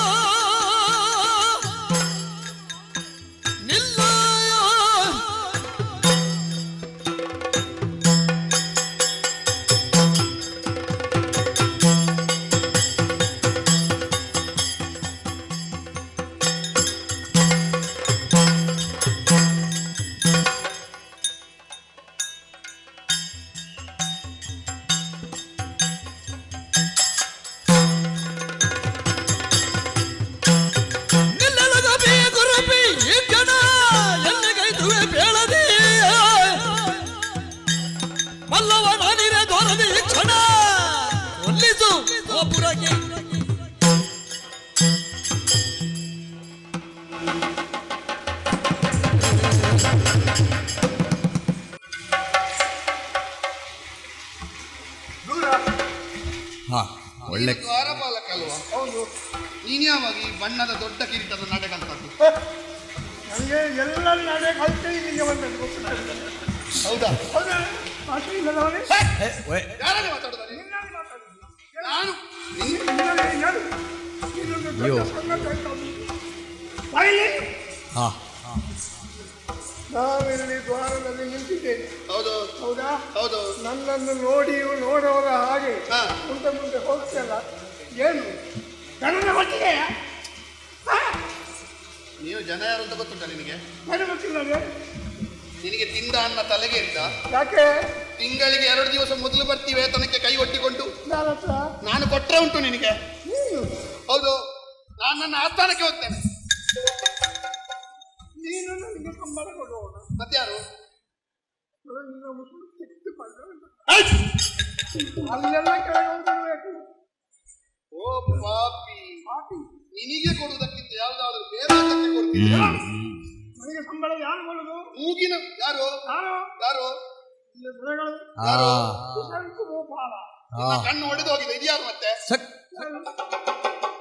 ತ್ರಿಶಂಕು ಭೂಪಾಲನೇ. ನೀ ಕಣ್ಣು ದೃಷ್ಟಿ ಸರಿ ಇಲ್ಲ. ನನಗೆ ಸರಿ ಇತ್ತು, ನಿನಗೆ ತಲೆ ಕೆಟ್ಟು ವರ್ಷ ಇರ್ತಾರೆ. ಈಗ ನನಗೆ ಕಾಣ್ತದೆ, ನನಗೆ ತಲೆ ಕೆಟ್ಟೆ ನಿನ್ನನ್ನು ಉದ್ಯೋಗಕ್ಕೆ ಇರಿಸಿಕೊಂಡದ್ದು. ಇಲ್ಲದ್ರೆ ನೀನೊಬ್ಬ ವೇತನ ಕೊಡುವವನನ್ನು ತಲೆಗೆಟ್ಟವ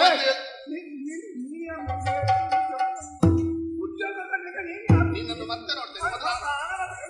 ಆಸ್ಥಾನಕ್ಕೆ ಹೋಗ್ತೇನೆ ಅಂತ. ಆಸ್ಥಾನ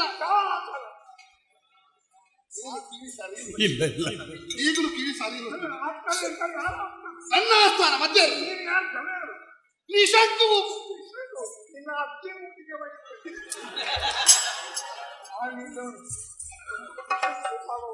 ನೀನು ಸೂರ್ಯವಂಶದ ದ್ವಾರಪಾಲಕ ಅಂತ ಕೆಲವು ಸಮಯ ಲೇಚರಲ್ಲಿ ಇದ್ಯಾ? ಎಲ್ಲಿಂದೆಲ್ಲ ಶಬ್ದ ಸಿಗ್ತದೆ ನಿಮಗೆ? ಯೋಗ್ಯತೆ ಅಂತ ಮತ್ತೆ ಅವರ ರೂಪ ಅಂತ ಮತ್ತೆ ಅವರ ಗುಣ ಅಂತ ಮತ್ತೆ ಅವರ ಸಂಖ್ಯೆ ನಾನೇ ಭಾರಿ ಸಂತಾನದವರಿಗೆ ನೋಡು, ತಲೆ ನೋಡು. ನಾನು ಅರಸನು. ಇದು ಯಾರ್ದು ಯಕ್ಷಗಾನ ಒಳಗಿಂತ ಹಾಕಿಕೊಂಡು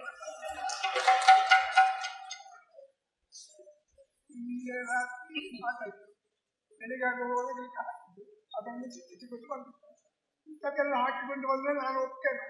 ಪಾಪಿ, ನೀನೇ ಎಲ್ಲಿಯೋ ಅನುಭವ ನಿನಗೆ ಆಗಿರ್ಬೇಕು. ನೀನೇ ಎಲ್ಲಿಂದ ಹಾಕೊಂಡು ಹೋಗಿದ್ದೆ, ನಾನು ನೋಡ್ಲಿಲ್ಲ. ಇದು ನನ್ನದೇ ಸ್ವಂತ. ಮತ್ತೆ ಅರಸನನ್ನು ನೋಡು, ಈ ಪ್ರಪಂಚದಲ್ಲಿ ಯಾವುದಕ್ಕಾದ್ರೂ ಪ್ರಾಯಶ್ಚಿತ್ತ ಉಂಟು? ಅನ್ನ ಕೊಟ್ಟವನಿಗೆ ಕೃತಜ್ಞನಾಗಿ ಎದುರು ನಿಂತು ಅದಕ್ಕೆ ಪ್ರಾಯಶ್ಚಿತ್ತ ಇಲ್ಲ. ಅನ್ನ ಕೊಟ್ಟವನಿಗೆ ಅನ್ನ ಕೊಡುವವನಿಗೆ ಕೃತಜ್ಞನಾಗಿರ್ಬೇಕು. ಈಗ ನಾನು ರಾಜ. ಮುಖ ನೋಡು, ಮುಖ ನೋಡು, ರಾಜ. ಹೌದು, ನನ್ನ ಮಗ ಇದ್ದಾನೆ.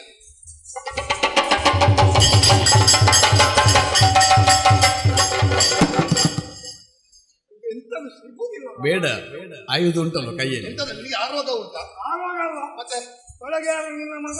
ನನ್ನ ಮಗ ಇದ್ದಾನೆ, ಅವನಲ್ಲಿ ಮಾತಾಡ್ಲಿಕ್ಕೆ. ಯಾವ ನಿನ್ನ ಮಗ? ಹರಿಶ್ಚಂದ್ರ ಕುಮಾರ್.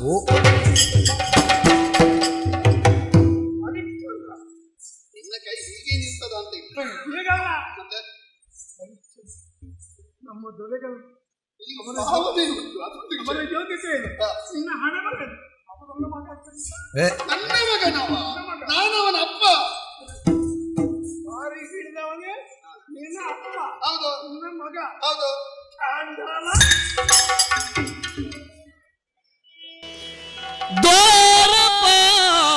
ದ್ವಾರಪಾಲಕರಿಂದ ಕ್ರೂರ ವಾಕ್ಯಕ್ಕೆ ನಿಜ ಶರೀರವನು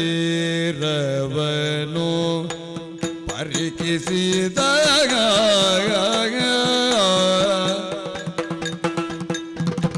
ನಿಜ ಶರೀರವನು ಪರಿಕಿಸಿದ ಅರತೇಶ್ವರನು ಕಂಡು ಸರ್ವಾಂಗದಲ್ಲಿ ಚಾಂಡಾಲ ವರ್ಣವನು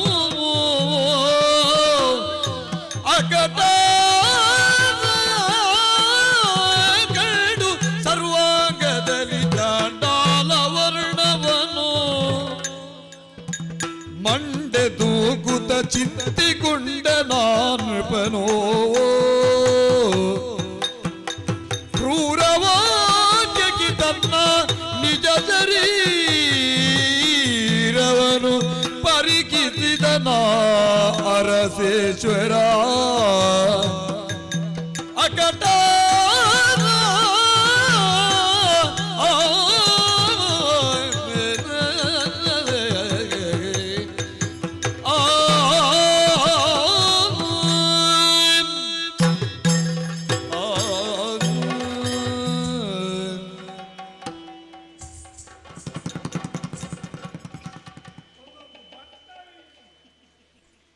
ಶಿವನೇ ಶಿವನೇ ಶಿವನೇ,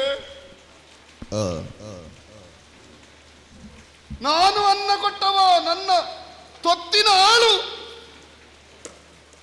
ಹೋಗಿ ಬರುವ ಮೊದಲು ಯಾಕಿಷ್ಟು ಬದಲಾಗಿದ್ದಾನೆ ಎನ್ನುವುದಾಗಿ ನನ್ನೊಳಗೆ ತರ್ಕಿಸ್ತಾ ಇದ್ದೆ.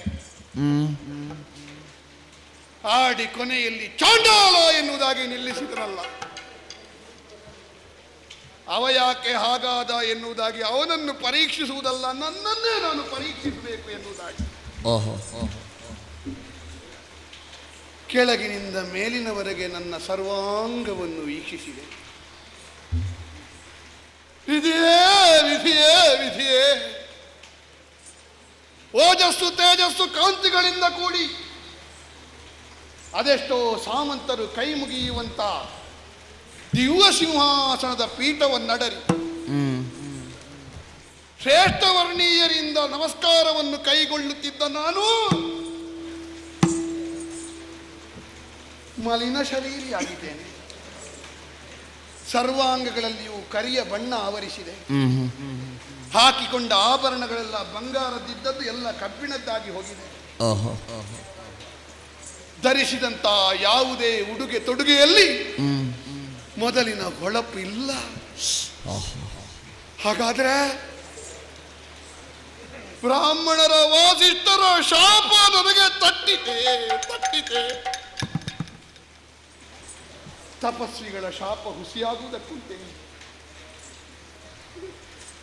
ಯಾವಾಗ ತ್ರಿಶಂಕು ಭೂಪಾಲನನ್ನು ನೋಡ್ತೇವೆ ಎನ್ನುವುದಾಗಿ ಸಾಲುಗಟ್ಟಿ ನಿಲ್ಲುತ್ತಿದ್ದಂತಹ ಮಂದಿಗಳ ಸಮ್ಮುಖದಲ್ಲಿ ಇನ್ನು ಹೋಗುವಾಗ ಚೀ ತೊಲಗು ಚಾಂಡಾಲ ಎನ್ನುವುದಾಗಿ ಹೇಳಿದ್ರೆ ನನಗೆ ಮತ್ತೆ ಬದುಕು ಬೇಕೆ? ಈ ಮಲಿನ ಶರೀರಕ್ಕೆ ಈ ಕಿರೀಟ ಯಾಕೆ? ಈ ರಾಜ್ಯದ ಅಧಿಕಾರ ಯಾಕೆ? ಇಲ್ಲಿಗೊಂದು ಬದಲು ವ್ಯವಸ್ಥೆಯನ್ನೇ ಮಾಡಬೇಕು.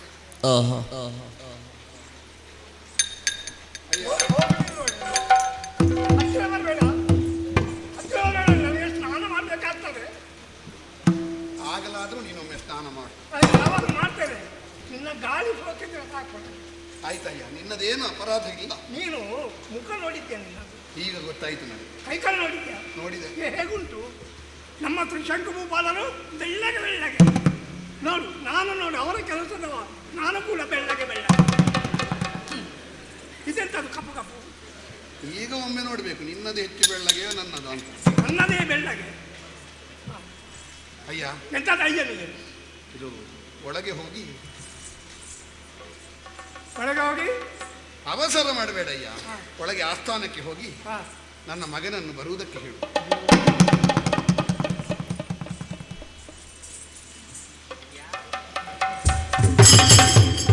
ಯಾವನವ ನಿನ್ನ ಮಗ? ಹರಿಶ್ಚಂದ್ರ ಕುಮಾರ. ನಿನಗೆ ನನ್ನ ಪರಿಚಯ ಸಿಗ್ಲಿಲ್ವೋ? ನಾನೇ ತ್ರಿಶಂಕು, ಅದು ನನ್ನ ಮಗ ಇರುವುದಲ್ಲಿ. ಮಗ ಹೌದು ಹರಿಶ್ಚಂದ್ರ, ಹೌದು ನೀನು ತ್ರಿಶಂಕು. ಹೌದು. ಇದು ಆಚೆ ಈಚೆ ಹೋಗಿ ಒಂದು ಕಳಿಕೆ. ನಿನಗೆ ಆಚೆ ಈಚೆ ಹೋಗಿ ಹೊತ್ತು ಹೋಗ್ತವೆ, ನನಗೆ ಕೆಳಗೆ ಮೇಲೆ ಬಂದು ಹೋಗಿ ಒಂದು. ಈಗ ನೀನು ತ್ರಿಶಂಕು, ಹರಿಶ್ಚಂದ್ರ ನಿನ್ನ ಮಗ. ಹೌದು. ಸರಿ ಸರಿ. ಇದು ಏನು ತಲೆ ಕರ್ಕೊಳ್ತೀಯ ನೀನು? ನಿಲ್ಲು, ನಾನು ಒಳಗೆ ಹೋಗಿ ಹೇಳಿ ಬರ್ತೇನೆ. ಒಂದು ವೇಳೆ ಅವರು ಒಪ್ಪಿದ್ರೆ ಆಯ್ತು. ನನ್ನ ನಾವು ಅಪ್ಪ ಅಂತ ಒಪ್ಪಿದ್ರೆ ಏನು ಮಾಡ್ತೀನಿ ನೀನು? ಒಪ್ಪಿದ್ರೆ ತಪ್ಪ.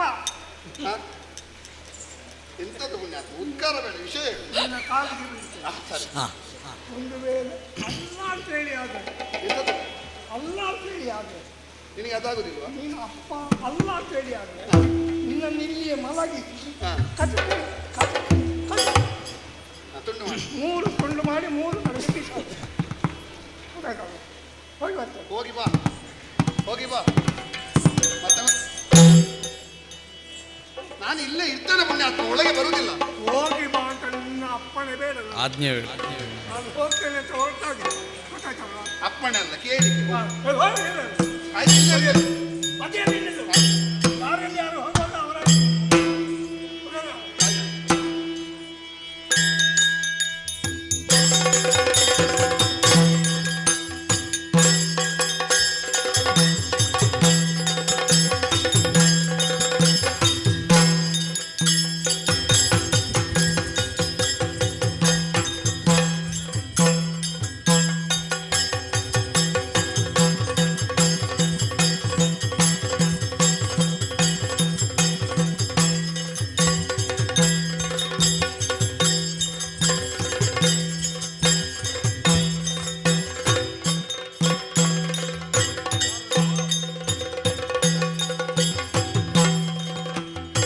ಭೂಪಾಲ ತನುಜಾಲಾಲಿ ಸಯ್ಯ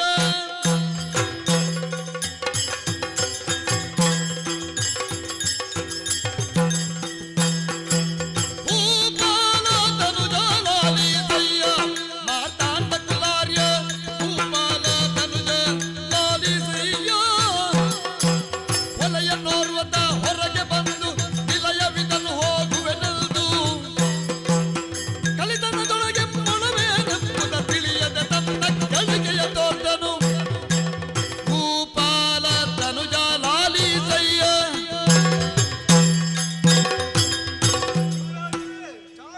ಹೊಂದಿಸಿಕೊಂಡಿದ್ದೇನೆ. ಧಾವಂತದಿಂದ ಓಡಿ ಬರ್ತಾ ಇದ್ದೆ, ಹೌದು ಎದುಸಿರು ಬಿಡುತ್ತಾ ಇದ್ದೆ. ಹೌದು ಏನೋ ವಿಷಯದ ಅಗ್ನಿ ನಿನಗೆ ಬಾಧೆ ಕೊಡ್ತಾ ಉಂಟು ಎನ್ನುವುದು ಸತ್ಯ. ವಿಷಯ ಇದೆ. ಏನಪ್ಪ ಹೇಳು. ಒಂದು ಲೆಕ್ಕದಲ್ಲಿ ಬಾಕಿ ಹೌದಾ? ವಿಷಯ ಬಾಧೆ ಕೊಡುವಂತದ್ದು. ನಿನಗೆ ಬಾಧೆ ಕೊಡುವಂತಹ ವಿಷಯ ಯಾವುದಪ್ಪ ಅದು? ನಾನು ದ್ವಾರದಲ್ಲಿ ನಿಂತಿದ್ದೆ. ಅಷ್ಟೊಬ್ಬ ಒಬ್ಬ ವ್ಯಕ್ತಿ ಹ. ಬಂದು ಒಳಗೆ ಹೋಗುವುದರಿಂದ ಹೊಟ್ಟೆಯಲ್ಲಿದ್ದ. ಓಹೋ. ನಾನು ತಡೆದು ನಿಲ್ಲಿಸಿದೆ. ಹ. ಯಾರು ಏನಂತ ಅಷ್ಟೊತ್ತಿಗೆ ಆ ಮನುಷ್ಯ ಹೇಳಿದ್ರು, ನಾನು ತ್ರಿಶಂಕು. ಅಪ್ಪಯ್ಯ. ಹೌದು. ಅವ್ರು ಮತ್ತೆ ಒಳಗೆ ಬರದೆ ಅಲ್ಲಿ ಹೊರಗೆ ನಿಲ್ಲಿಕ್ಕಾಗ್ತದೆ? ಯಾರು? ನಿಮ್ಮ ಅಪ್ಪಯ್ಯ ಅಲ್ಲ. ಅಪ್ಪಯ್ಯ ಅಲ್ಲ. ಅಪ್ಪ ಅಲ್ಲ ಹೇಳ್ತಿ, ತ್ರಿಶಂಕು ಅಂತ ಹೇಳ್ತಿ, ಒಳಗೆ ಬರುವುದಕ್ಕೆ ಪ್ರಯತ್ನ ಮಾಡ್ತಿ. ಅವ ಹೇಳುದು ನಾನು ತ್ರಿಶಂಕು ಅಂತ. ಓಹೋ ಹೋ ಹೋ, ತನ್ನ ಹೆಸರು ತ್ರಿಶಂಕು ಎನ್ನುವ ಹಾಗೆ ಅವ ಒಳಗೆ ಆರೋಪಿಸಿಕೊಳ್ತಾ ಇದ್ದಾನೆ. ನನ್ನ ಮಗ ಹರಿಶ್ಚಂದ್ರ ಇದ್ದಾನೆ. ನನ್ನ ಹೆಸರು ನಿಮ್ಮ ಹರಿಶ್ಚಂದ್ರ ಅಂತ. ಹೌದೌದು. ನನ್ನ ಹೆಸರು ಹೇಳ್ತಾರೆ. ನನ್ನ ಮಗ ಹರಿಶ್ಚಂದ್ರ ಅಂತ ಹೇಳ್ತಾರೆ. ಆಹಾ. ನಿಜವಾಗಿ ಅವರು ನಿಮ್ಮ ಅಪ್ಪ ಅಲ್ಲ. ಮತ್ತೆ ನೋಡುವುದಕ್ಕೆ ಹೇಗಿದ್ದಾರೆ? ನೋಡುವುದಕ್ಕೆ ಒಳ್ಳೆ ದಷ್ಟಪುಷ್ಟ ಶರೀರ, ಶರೀರ ದಷ್ಟಪುಷ್ಟವೇ ಇರ್ತದೆ. ಕಿರೀಟದ ವೇಷ, ಅಲ್ಲ, ಆಭರಣ ಎಲ್ಲ ಹೇಗೆ ಆಭರಣ ಎಲ್ಲ ಚಿನ್ನಾಭರಣ ಉಂಟು, ಉಂಟಾ? ಕಿರೀಟ ಉಂಟು. ಹ. ಮುಖ ನೋಡ್ತೇನೆ, ಕಪ್ಪು ಕಪ್ಪು ಕಪ್ಪು, ಮುಖ ಕಪ್ಪು. ಚಾಂಡಾಲನೆ, ಹೌದಾ? ಕೈ ಕಾಲು ಕೂಡ ಕಪ್ಪಿ. ನಿಮ್ಮ ಅಪ್ಪಲ್ಲ ಮಾತ್ರ. ಸ್ವರ ಸ್ವರ ನಿಮ್ಮ ಅಪ್ಪನ ಸ್ವರದ ಹಾಗೆ ಇತ್ತು ಮಾತ್ರ. ಅಪ್ಪನ ಸ್ವರದ ಹಾಗೆ ಉಂಟು. ಸ್ವರ ಒಂದು ಅದೇ ರೀತಿ. ಆಭರಣ ತೊಟ್ಟಿದ್ದಾರೆ, ಆಭರಣ ಕೊಟ್ಟಿದ್ದಾರೆ. ನೋಡುವುದಕ್ಕೆ ಚಾಂಡಾಲರ ಹಾಗೆ ಇದ್ದಾರೆ. ಹೌದೌದು. ಒಳಗೆ ಬರುವುದಕ್ಕೆ ಪ್ರಯತ್ನ ಪಡ್ತಾರೆ. ಪ್ರಯತ್ನ ಪಡ್ತಾರೆ. ಹೋಗಿ ನನ್ನ ಮಗನನ್ನು ಬರ್ಲಿಕ್ಕೆ ಹೇಳು ಅಂತ ಹೇಳಿ. ದೂತ ಓ, ಏನೋ ಒಂದು ಘಟಿಸಿದೆ ಎನ್ನುವುದನ್ನು ನಾವು ಆಲೋಚಿಸುವುದಕ್ಕೆ ಬರ್ತದೆ. ಹಾ. ಅವ ಅಲ್ಲಿ ಹೊರಗೆ ನಿಲ್ತಾನೆ ಅಂತಾದ್ರೆ ಹಾ. ಚಾಂಡಾಲನ ಹಾಗೆ ಕಾಣುವವನನ್ನು ಒಳಗೆ ಕರೆಸಿಕೊಳ್ಳುವುದಕ್ಕಾಗುವುದಿಲ್ಲ. ಹಾ. ನಾನಿಲ್ಲಿ ಇರುವುದು ಸೂಕ್ತ ಅಲ್ಲ ಅಂತ ಭಾವಿಸಿದ್ದೇನೆ. ಹೌದು. ನೀನು ದಾರಿ ತೋರಿಸ, ಅಲ್ಲಿಗೆ ನಾ ಬರ್ತೇನೆ. ಭರದಿಂದ ನಡೆದವನು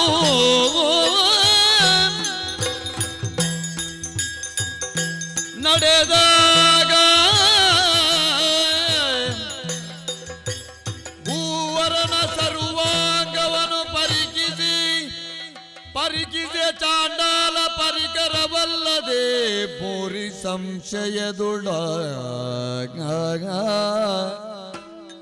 ಭೂರಿ ಸಂಶಯದೊಳಲ್ದು ನಿಂತಿರಲ್ ರೀತಿಯನ್ನು ತಿಳಿದು ಕುಮಾರಗೆ ಶೋಕದಿ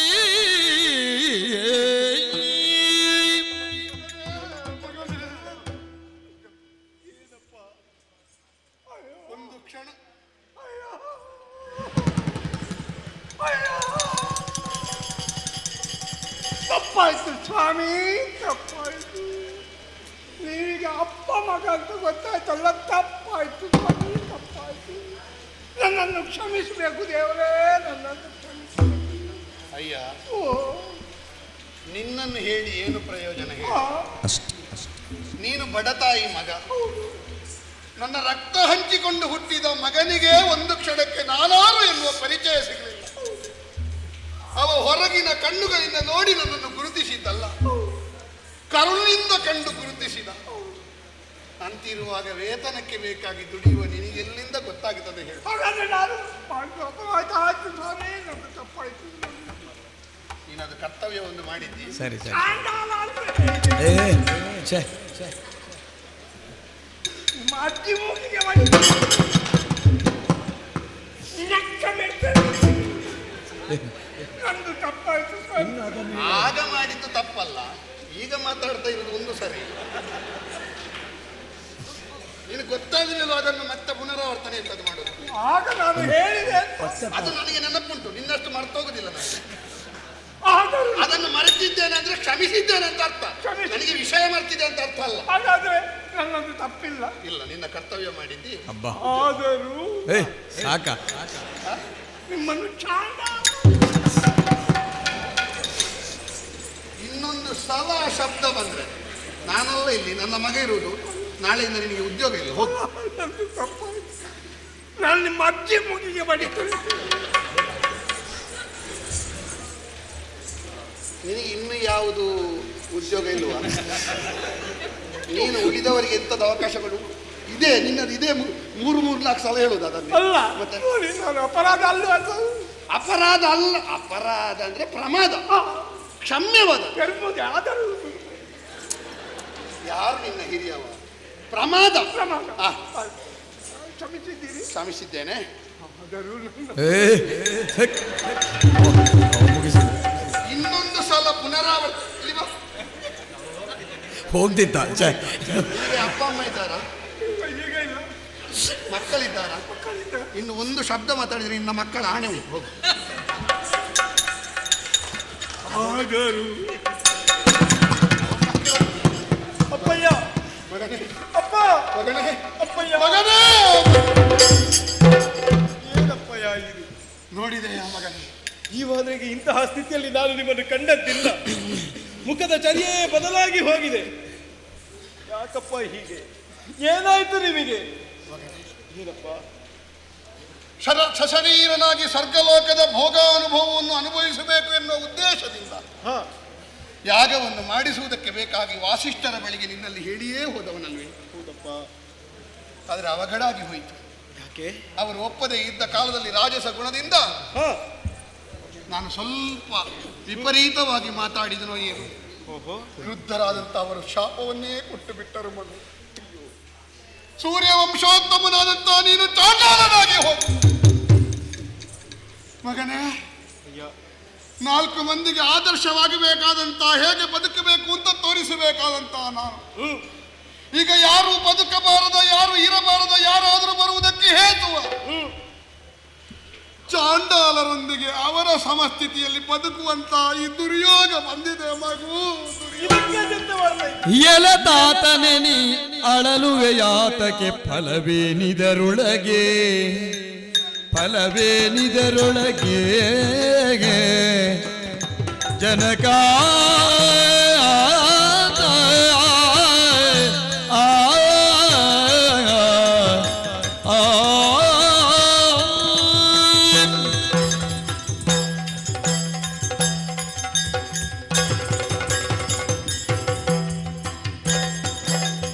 ಎಲೆತಾತನೆ ನೀ ಅಳಲುವೆಯಾತಕ್ಕೆ ಫಲವೇನಿದರೊಳಗೆ ಜಲರು ಹಬವ ಪಣೆಯಲಿ ಬರೆದಂದದಿ, ಜಲರು ಹಬವ ಪಣೆಯಲಿ ಬರೆದಂದದಿ ಫಲಿಸುವುದೆಲ್ಲರಿಗೆ. ಎಲೆತಾತನೆ ನೀ ಅಳಲುವೆಯಾತಕ್ಕೆ ಫಲವೇನಿದರೊಳಗೆ ಜನಕ ಅಯ್ಯ.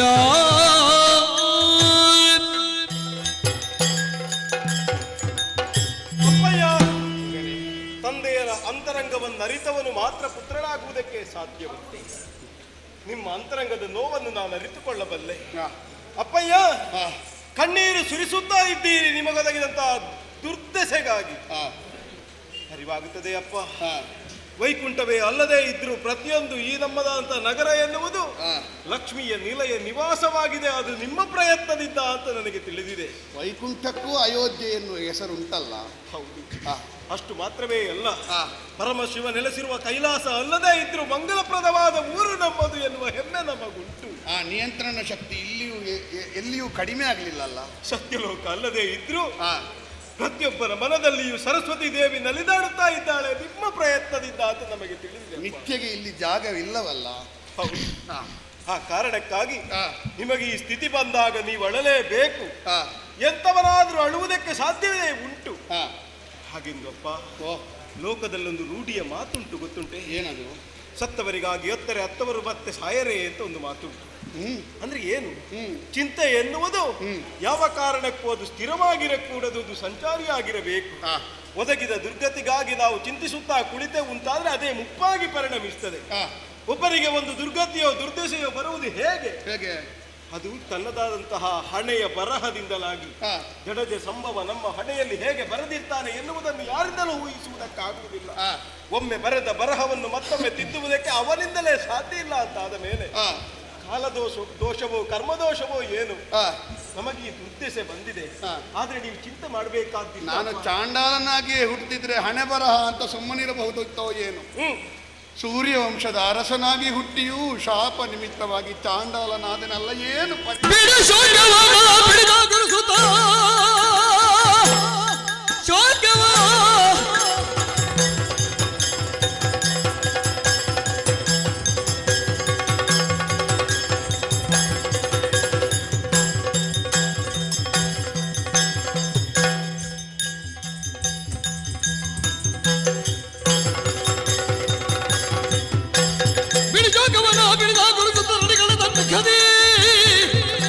ಬಿಡಿಸುವೆ ನಿನ್ನನ್ನು ಹೊಡೆದ ಈ ರೂಪ ಕೊಡು ನೇಮವ ಮುದದಿ. ಲೋಕದಲ್ಲಿ ಅಜ್ಞನೊಬ್ಬನು ತಪ್ಪನ್ನು ಮಾಡ್ತಾನೆ, ರಾಜ್ಯನೊಬ್ಬನಿಂದಲೂ ತಪ್ಪು ಘಟಿಸಬಹುದು. ಹಾಗೆಂದು ಎರಡರಿಂದಲೂ ಒದಗಿ ಬರಬಹುದಾದಂತಹ ಪರಿಣಾಮ ಒಂದೇ ಆದರೂ ಕೂಡ ಪ್ರಜ್ಞಾವಂತರಾದವ ತಪ್ಪು ಮಾಡಿದಾಗ ಅದನ್ನು ಪ್ರಶ್ನೆ ಮಾಡಬಹುದಾಗುತ್ತದೆ. ಲೋಕ ಒಪ್ಪುತ್ತದೆ ಅದನ್ನು. ನೀವೇನು ಅರಿಯದೆ ಒಂದು ತಪ್ಪನ್ನು ಮಾಡಿದ್ದೀರಿ. ಆ ತಪ್ಪಿಗಾಗಿ ನಿಮಗೊಂದು ದೊಡ್ಡದಾದಂತಹ ಶಾಪ ಸಿಕ್ಕಿದೆ. ಅದಕ್ಕಾಗಿ ಮರುಗುತ್ತಾ ಕುಳಿತುಕೊಳ್ಳಬೇಕಾದ ಸ್ಥಿತಿ ಇಲ್ಲ ಅಪ್ಪಯ್ಯ. ನಿಮ್ಮ ಪರವಾಗಿ ತಂದೆಯಾದವನನ್ನು ಪುತ್ರಿ ಅನ್ನುವಂತಹ ನರಕದಿಂದ ಮೇಲೆತ್ತುವವನು ಪುತ್ರನಾಗುತ್ತಾನಂತೆ. ಹಾಗಾಗಿ ನಿಮ್ಮ ದುರ್ಗತಿಯನ್ನು ದೂರೀಕರಿಸುವುದಕ್ಕಾಗಿ ವಾಸಿಷ್ಠರ ಬಳಿಗೆ ನಾನೇ ಹೋಗುತ್ತೇನೆ ಅಪ್ಪ. ಅವರ ಕಾಲು ಹಿಡಿದು ಬೇಡಿಕೊಳ್ತೇನೆ. ನಿಮಗೊದಗಿದ ದುರ್ದಶೆಯನ್ನು ದೂರೀಕರಿಸುವುದಕ್ಕೆ ನಾನು ಬೇಡಿಕೊಳ್ತೇನೆ ಅಪ್ಪ. ಮಗನೇ, ನನ್ನ ಬದುಕಿನ ದೀರ್ಘಾನುಭವದಲ್ಲಿ ಯಾರು ಕಣ್ಣೀರು ಹಾಕಿದ್ರು ವಸಿಷ್ಠರೋ ವಸಿಷ್ಠ ಸಂತತಿಯೋ ಕರಗೀತು. ಆದರೆ ತ್ರಿಶಂಕುವಿಗೆ ಬೇಕಾಗಿ ಕಣ್ಣೀರು ಸುರಿಸಿದ್ರೆ ಬಂಡೆಯಾದ್ರೂ ಕರಗೀತು, ವಸಿಷ್ಠರೋ ಕರಗಲಿಕ್ಕಿಲ್ಲ ಮಗನೇ. ಆ ಪರ್ಯಾಯ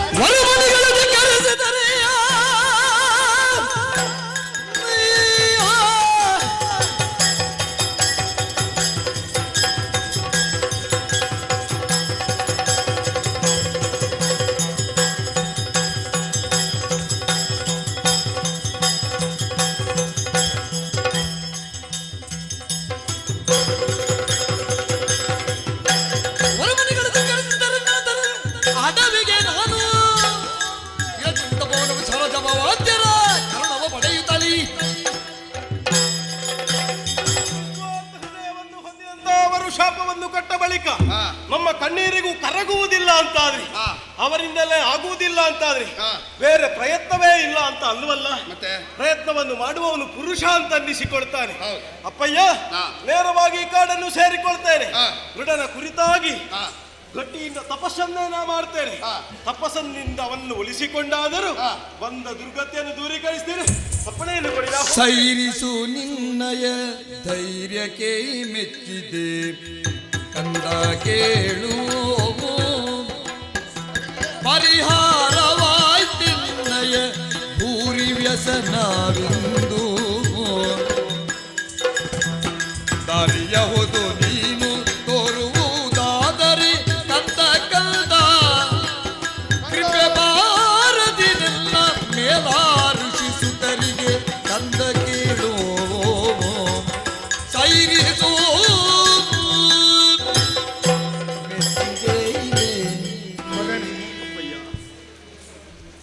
ಆನಂದ ತುಂದಿಲಾಂತಕರಣನಾದೆ ಮಗು. ಹಾ, ನನ್ನ ಯೌವನ ಜಾರಿ ಹೋಗಲಿಲ್ಲ, ಮತ್ತೆ ನನ್ನ ಯೌವನ ನಷ್ಟ ಆಗಲಿಲ್ಲ. ನನ್ನ ಯೌವನ ನಿನ್ನ ರೂಪದಲ್ಲಿ ಬೆಳೆದು ನಿಂತಿದೆ ಮಗು. ಭೂರಿ ವ್ಯಸನ ಒಂದು ಸಮಯಕ್ಕೆ ನೀಗಿ ಹೋಯಿತು ಮಗನೇ. ಅಪ್ಪ, ಸಾಕೇತದಲ್ಲಿ ನಿನಗೆ ದೊಡ್ಡ ಸಂಪತ್ತನ್ನು ಗಳಿಸಿಟ್ಟದ್ದಿಲ್ಲ ನಾನು. ಪಿತ್ರಾರ್ಜಿತವಾಗಿ ಬಂದದ್ದನ್ನೇ ನಿನಗೆ ಬಿಟ್ಟು ಕೊಟ್ಟದ್ದಷ್ಟೇ. ನೀವು ಪೀಠವೇರುವ ಕಾಲಕ್ಕೆ ಬರಗಾಲ ಬಂದಿತ್ತಂತೆ. ಬರಗಾಲ ದೂರೀಕರಿಸುವುದಕ್ಕಾಗಿ ಪೀಠ ಏರಿದವರಂತೆ ನೀವು. ಕಷ್ಟವನ್ನು ಕಂಡವರಪ್ಪಯ್ಯ ನೀವು. ಮಗು, ಮಗನಿಗಾಗಿ ಯಾವ ಸಂಪತ್ತನ್ನು ಮಾಡದೇ ಇದ್ರು ಮಗನೇ ಒಂದು ಸಂಪತ್ತಾಗುವಷ್ಟು ಬೆಳೆದಿದ್ದಾನಲ್ಲ, ಅದು ನನಗೆ ನೆಮ್ಮದಿ. ಒಳ್ಳೆಯದು ಮಗು, ಅಪ್ಪ. ನಿನ್ನ ಪರಿಶ್ರಮದ ಮೂಲಕ ನಿನ್ನ ಯೌವನವನ್ನು ಕಾಡಿನಲ್ಲಿ ಕಳೆದು ನನ್ನ ಉದ್ಧಾರಕ್ಕೆ ನೀನು ಶ್ರಮಿಸುವುದು ಮಗನಾಗಿ ನಿನ್ನ ಧರ್ಮ ಇರಬಹುದು ಮಗು. ಆದರೆ ನಿನ್ನ ಯೌವನವನ್ನು ನನಗೆ ಬೇಕಾಗಿ ನಷ್ಟ ಮಾಡುವುದು ನನ್ನ ಮನಸ್ಸು ಒಪ್ಪುವುದಿಲ್ಲ ಮಗು. ಬೇರೆ ದಾರಿ ಕಾಣುತ್ತಾ ಇಲ್ವಲ್ಲ? ಕೇವಲ ಚಂಡಾಲತ್ವವನ್ನು ನಿವಾರಣೆ ಮಾಡಿ ಇಲ್ಲಿ ಅರಸನಾಗಿ ಕುಳಿತುಕೊಳ್ಳುವುದಷ್ಟೇ ನನ್ನ ಉದ್ದೇಶ ಅಲ್ಲ. ನನ್ನ ಉದ್ದೇಶ ಅಸಾಧ್ಯವಾದದ್ದನ್ನು ಸಾಧಿಸುವುದು. ಶರೀರಕ್ಕೆ ಚಾಂಡಾಲತ್ವ ಬಂದಿರಬಹುದು ಮಗು, ಮನಸ್ಸಿನೊಳಗಿರುವ ಕನಸಿಗೆ ಚಾಂಡಾಲತ್ವ ಬರಲಿಲ್ಲ. ಅದು ಇನ್ನೂ ಹೊಳೆಯುತ್ತಾ ಉಂಟು. ಎಲ್ಲಿ ಸಿಗುತ್ತದೆ ಸರಿಯಾದ ದಾರಿ ಎನ್ನುವುದಾಗಿ ಕಾಯುತ್ತಾ ಉಂಟು. ಮಗನೇ, ನಾನು ತಿಳಿದಿದ್ದೇನೆ. ಅಸಂಭವವಾದದ್ದನ್ನಾದರೂ ಸಂಭವಿಸುವ ಹಾಗೆ ಮಾಡುವ ಅತಿ ದೊಡ್ಡ ಛಲಗಾರ ರಾಜರ್ಷಿಯಾಗಿ ಮೆರೆಯುತ್ತಾ ಇದ್ದಾರಂತೆ ಕೌಶಿಕರು. ಅವರಲ್ಲಿ ಹೇಳಿದೆ ಎಂದಾದರೆ ವಸಿಷ್ಠರೊಂದಿಗೆ ಪಂಥಾಹ್ವಾನ ಮಾಡಿಕೊಂಡ ಅವರಿಂದ ನನ್ನ ಇಚ್ಛೆ ಪೂರ್ತಿಯಾದರೂ ಆದೀತು. ಒಂದು ವೇಳೆ ಆಗದೇ ಇದ್ರೆ ಮತ್ತೆ ಇಲ್ಲಿಗೆ ಬರುವುದಿಲ್ಲ. ನಾನು ಮತ್ತೆ ನನ್ನ ಜೀವನವನ್ನು ಕಾಡಿನಲ್ಲಿ ತಪಸ್ಸಿನಲ್ಲಿ ಕಳೆಯುತ್ತೇನೆ. ಮಗು, ಹೋಗುವ ಮೊದಲು ನನ್ನ ಕರ್ತವ್ಯದ ಋಣವನ್ನು ಮುಗಿಸಿ ಹೋಗಬೇಕು. ಇಲ್ಲಿಯ ರಾಜ್ಯಾಧಿಕಾರವನ್ನು ನಿಮಗೆ ಕೊಟ್ಟಿದ್ದೇನೆ. ಮಗನೇ, ಅಪ್ಪ, ದುರ್ದೈವ ನೋಡು. ಏನಪ್ಪ? ಸತ್ಯವ್ರತ ಅಂತ ಹೆಸರಿಟ್ಟು ಒಂದು ದಿವಸವೂ ಆ ವಿಭಾಗದಲ್ಲಿ ನನಗೆ ಬದುಕಲಿಕ್ಕೆ ಆಗಲಿಲ್ಲ. ಹೆಸರು ನನಗೆ ಸತ್ಯವ್ರತನಾದರೂ ಆ ಹೆಸರಿನ ಆಶಯವನ್ನು ನೀನು ಪೂರ್ತಿಗೊಳಿಸು. ನಿನಗೆ ತಂದೆ ಯಾರು, ಗುರು ಯಾರು, ದೇವರು ಯಾರು ಅಂತ ಹುಡುಕಬೇಡ. ಸತ್ಯವೇ ನಿನಗೆ ತಂದೆ, ಸತ್ಯವೇ ನಿನಗೆ ಗುರು, ಸತ್ಯವೇ ನಿನಗೆ ದೇವರು. ನನ್ನ ಸತ್ಯವ್ರತ ಎನ್ನುವ ಹೆಸರು ಸ್ಥಾಯಿಯಾಗಿ ಉಳಿಯದೇ ಇದ್ರು ನಿನ್ನ ಹೆಸರಿನ ಹಿಂದೆ ಒಂದು ಸತ್ಯ ಉಳಿಯಲಿ ಎನ್ನುವುದೇ ದೇವರ ಮೂಲಕ ಪ್ರಾರ್ಥಿಸಿ ನಿನಗೊಂದು ಹಾರೈಕೆ. ಸಂಕಲ್ಪಕ್ಕಾಗಿ ಹೊರಟಿದ್ದೀನಿ. ಕರ ಮುಗಿದು ಬೇಡಿದ್ದೇನೆ. ಆಶೀರ್ವಾದವನ್ನು ಬೇಡಿ. ಶುಭವಾಗಿ ಹೋಗಿ ಬನ್ನಿ ನಿಮ್ಮ ಕಾರ್ಯವನ್ನು.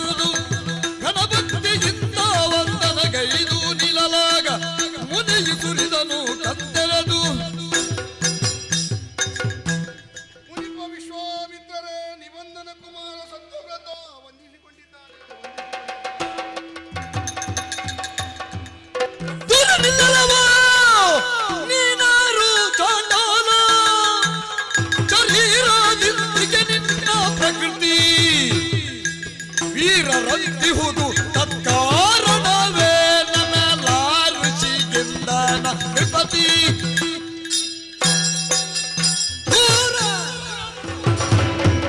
ಮುಂದನೇನು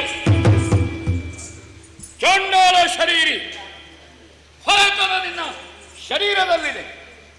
ಕರಕಲಾದಂತಹ ದೇಹ, ಪ್ರಕೃತಿ ಸಹಜವಾಗಿ ತಾಯಿಯ ಗರ್ಭದಿಂದ ಪ್ರಪಂಚಕ್ಕೆ ಬರುವಾಗ ಕರಕಲಾದಂತಹ ಬಣ್ಣ ಅಲ್ಲ ಇದು. ಯಾವುದೋ ಕೃತ್ಯದಿಂದ ಅಥವಾ ಯಾವುದೋ ಕೃತ್ಯಕ್ಕೆ ಒಳಗಾಗಿ ನಿನ್ನ ದೇಹಾಕಾರ ಕರಕಲಾಗಿದೆ, ಕೃತಕವಾಗಿ ಇತ್ಯರ್ಥವಾಗುತ್ತಾ ಇದೆ. ಸ್ವಭಾವ ಸಹಜವಾದಂತಹ ಪ್ರಾಕೃತಿಕ ದೇಹ ಮೃಣ್ಮಯವಾದದ್ದು. ಇದರ ಒಳಗೆ ಅಂತಸ್ಥವಾಗಿ ದಿವ್ಯತೆ ಇದೆ, ಭವ್ಯತೆ ಇದೆ. ಅಯ್ಯ, ನಿನ್ನ ಕಿರೀಟ ಕೇಯೂರಾದಿಗಳು, ಹಾ. ಆಭರಣ ಭೂಷಗಳು ಹಾ. ಅದು ಕಳಾಹೀನವಾಗಿದೆ. ಹಾ. ಹಾಗಾದ್ರೆ ಏನೋ ಕಾರಣ ಇದೆ. ಹಾ. ನಿನ್ನ ಅಂಗ ಸೌಷ್ಠವ, ಹಾ. ನಿನ್ನ ನಿಲುಮೆ, ಹಾ. ನಿನ್ನ ಚಲನೆ, ಹಾ. ನಿನ್ನ ಮುಖಭಾವ, ಹಾ. ನಿನ್ನ ಆಂಗಿಕ ಸ್ವಭಾವಗಳಲ್ಲಿ ಹಾ. ಯಾವುದೋ ಕ್ಷಾತ್ರ ಹಾ. ಒಳಗೆ ಕಾಣುತ್ತಾ ಇದೆ. ಹಾ. ಯಾರು ನೀನು? ಯಾರಿಂದ ಹೀಗಾಯಿತು? ನನ್ನಿಂದ ಏನಾಗಬೇಕು? ಕೇಳು ಕುಶನಾಭ ಜಾತ ಸಜಾತ ಆಲಸ್ಯ ಗುಣಜನ್ನ ಮಾತ ವಿಖ್ಯಾತ ವರಕೃತ ಶತವನ್ನು ಮಾಡಿ ಬಳಿಕ ನಾನು ನರದನು ಸಗಿತೈದಿ ಸುರಪತಿ ಪುರದಿ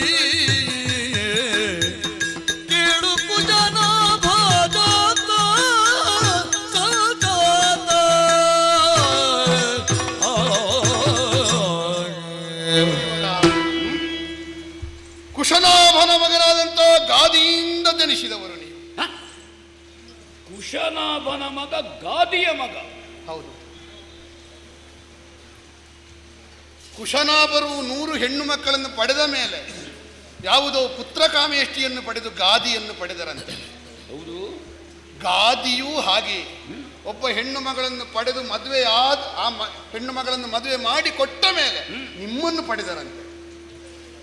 ಕೇವಲ ಹೆಣ್ಣು ಗಂಡಿನ ಸಾಂಗತ್ಯದ ಹೊರತಾದಂತಹ ಒಂದು ದೈವ ಸಂಕಲ್ಪ ಇರಿಸಿಕೊಂಡೇ ನೀವು ನಿಮ್ಮ ಅಪ್ಪನೋ ಹುಟ್ಟಿದ್ದು ಅಂತ ನಾವೆಲ್ಲ ಕೇಳಿದ ವಿಷಯ. ನಾ ಕೇಳಿದ್ದು ನೀ ಯಾರು ಅಂತ. ನನ್ನ ಅಪ್ಪ ಯಾರು ಅಂತ ಅಲ್ಲ.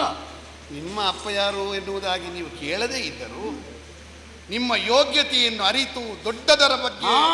ನನ್ನ ಯೋಗ್ಯತೆಯನ್ನು ಅರಿತವನು ನೀನು. ಹಾಗಾದ್ರೆ ನಿನಗೂ ಒಂದು ಯೋಗ್ಯತೆ ಬೇಕು. ಹಿನ್ನೆಲೆ ಇದು ಬಚ್ಚಲು ನೀರು, ಇದು ತೀರ್ಥ, ಇಲ್ಲಿಗೆ ಸೇರಿದ್ರೆ ಇದು ತೀರ್ಥ ಆಗ್ತದೆ ಅಂತ ಭಾವಿಸಿ ಹೇಳಿದ್ದು ಸ್ವಾಮಿ. ಹೇಳುವುದಕ್ಕೆ ದೊಡ್ಡ ಹಿನ್ನೆಲೆಯವನೇ ನಾನು. ಸೂರ್ಯವಂಶೀಯ, ನಿಬಂಧನನ ಮಗ, ಅಂಕಿತ ನಾಮ ಸತ್ಯವ್ರತ, ಕೃತ್ಯಕ್ಕೆ ಬೇಕಾಗಿದ್ರಿ ಸತ್ಯವ್ರತ. ನಮಗ ಆತ್ಮೀಯನಲ್ವೇ ಅವನು? ನನಗೆ ಸಮೀಪವರ್ತಿಯಲ್ವೇ ಸತ್ಯವ್ರತ? ಕ್ಷಾಮದ ಕಾಲದಲ್ಲಿ ಅಲ್ಲಿ ನೆನಪಿಸುವುದಲ್ಲ. ಮರ್ತು ಹೋಗಲಿಲ್ಲ. ನಾನು ಕೃತಜ್ಞನಲ್ಲ. ಯಾರು ಉಪಕರಿಸುತ್ತಾನೆ ಆ ಉಪಕಾರ ಪ್ರಜ್ಞೆ ಶಾಶ್ವತವಾಗಿ ನನಗಿದೆ. ಸಿಟ್ಟು ಸ್ವಲ್ಪ ಮುಂದೆ ಇರಬಹುದು, ಆದರೆ ಪ್ರಾಮಾಣಿಕತೆ ಅದಕ್ಕಿಂತ ಮುಂದೆ ಉಂಟು ನನಗೆ. ಅದು ಬೇಕಾದ ಮತ್ತೆ ಪ್ರಾಮಾಣಿಕರಾದವರಿಗೆ ಬೇಗ ಸಿಟ್ಟು ಬರುವುದು. ಓಹೋ, ಸತ್ಯವ್ರತ ನನ್ನ ಮಡದಿ ಮಕ್ಕಳಿಗೆ ಆಶ್ರಯವನ್ನು ಕೊಟ್ಟವನಲ್ವೇ? ಆ ಯೋಗ ನನಗೆ ಅವತ್ತು ಸಿಕ್ಕಿತು. ಆದರೆ ನನ್ನ ದುರ್ಯೋಗ ನೋಡಿ ಸ್ವಾಮಿ. ನಿನಗೆ ಯಾಕೆ ಹೀಗಾಯಿತು? ನಾನು ಅಲ್ಲಿರುವಾಗ ಸರಿ ಹಲವಾರು ವರ್ಷಗಳ ಕ್ಷಾಮವನ್ನು ಕಂಡು ಮತ್ತೆ ನನ್ನನ್ನು ಪೀಠದಲ್ಲಿ ಕುಳ್ಳಿರಿಸಿದರು. ಸತ್ಯವ್ರತ ತ್ರಿಶಂಕುವಾದ. ಹೌದು. ತ್ರಿಶಂಕು ಆಮೇಲೆ ಸತ್ಯವೃತನಾದ. ಹೌದು. ನಿನ್ನ ವೃತ ಸತ್ಯವಾಯಿತು. ಹೌದು. ಅದು ಇತಿಹಾಕಾಯಿತು. ನನಗೊಂದು ವಿಶೇಷವಾದ ಆಸೆ ಹುಟ್ಟಿ. ಅಪರಾಧ ಅಲ್ಲ ಅದು. ಬೇಕು ಕರ್ಮಭೂಮಿಯಲ್ಲಿ ಜೀವನೊಬ್ಬನು ಆಶಾವಾದಿಯಾಗಿರುವುದು ಅದು ಬದುಕಿಗೆ ಹಾಕುವ ಇಂಧನ. ಬೇಕು ಎನ್ನುವ ಜೀವನದ ಮೌಲ್ಯವನ್ನು ತಿಳಿದುಕೊಂಡು ನಾನು ಇಲ್ಲಿಂದಲೇ ಸಶರೀರನಾಗಿ ಸ್ವರ್ಗವನ್ನೇರಬೇಕು ಎನ್ನುವ ಆಕಾಂಕ್ಷೆಯನ್ನಿರಿಸಿಕೊಂಡೆ. ತಪ್ಪಲ್ಲ, ದಾರಿ ಸರಿ ಇರಬೇಕಷ್ಟೇ. ಸ್ವಲ್ಪ ನಿಮ್ಮ ಹಾಗೆ, ಸ್ವಲ್ಪ ನನ್ನ ಹಾಗೆ, ಹೆಚ್ಚು ಯಾರ ಹಾಗೆ. ಹಿನ್ನೆಲೆ ನಿಮ್ಮದು ಅದೇ ಇದ್ದು ಸಾಧನಾ ಮಾರ್ಗಾವಲಂಬಿಗಳು ನಾವು. ಸಾಧನೆ ಎನ್ನುವುದು ವೇದನೆಯಲ್ಲ, ಬದುಕಿನ ಶೋಧನೆ. ಗಾದಿಜಾತನಾಗಿದ್ದುಕೊಂಡೇ ನೀವು ವರ್ಣೋತ್ಕ್ರಮಣವನ್ನು ಸಾಧಿಸುವುದಕ್ಕೆ ಹೊರಟವ. ನಾನು ಇದೇ ಶರೀರದಲ್ಲಿ ಲೋಕೋತ್ಕ್ರಮಣವನ್ನು ಸಾಧಿಸಬೇಕು ಅಂತ. ಅಂದರೆ 100 ಯಾಗಗಳನ್ನು ಮಾಡಿದೆ. ಒಳ್ಳೆಯದು. 100 ಯಾಗಗಳನ್ನು ಮಾಡಿದ ಮೇಲೂ ದೇವಲೋಕದ ಸ್ವರ್ಗಲೋಕದ ಭೋಗಾನುಭವವನ್ನು ಅನುಭವಿಸುವುದಕ್ಕೆ ಯಾವುದೇ ಕರೆ ಬರಲಿಲ್ಲ. ಯಾಕೆ? ಇನ್ನೊಂದು ಇಷ್ಟು ಯಾಗ ಬೇಕಾದೀತು ಎನ್ನುವುದಾಗಿ ನನ್ನ ಗುರುಗಳಲ್ಲಿ ಹೋಗಿ ಹೇಳಿದೆ. 108 ನೆವನ ಹೇಳಿದರು. ಗುರುಗಳಿಲ್ಲದಿದ್ದರೆ ಅವರ ಮಕ್ಕಳಾದರೂ ಸಾಧಿಸಿ ತೋರಿಸಿ ಯಾರು ಅಂತ ವಾಸಿಷ್ಠರ ಬಳಿಗೆ ಹೋದೆ. ಬಳಿಗೆ ಹೋದರೆ ನಿನಗೆ ಯೋಗ ಇಲ್ಲ ಅಂತ ಹೇಳಿದರು. ಒಳಗಿರುವಂತಹ ರಾಜಸ ಗುಣ ಜಾಗೃತವಾಯಿತು. 2 ಜೋರು ಸ್ವರದಲ್ಲಿ ಮಾತಾಡಿದೆ. ಅಷ್ಟಕ್ಕೆ ಚಾಂಡಾಲನಾಗಿ ಹೋಗು ಅಂತ ಹೇಳಿದರು. ಸ್ವಾಮಿ, ಸ್ವರ್ಗಕ್ಕೆ ಹೋಗುವುದು ಬಿಡಿ, ಇಲ್ಲಿ ಆರ್ಯ ಸಂಸ್ಕೃತಿಯ ಆ ಪುರಕ್ಕೆ ಹೋಗುವಂತ ಅರ್ಹತೆಯನ್ನು ಕಳೆದುಕೊಂಡು ಗುರು ಶಾಪದಿಂದ ಗುರುಗಳು ಶಾಪ ಕೊಟ್ಟರು ವಸಿಷ್ಠರು.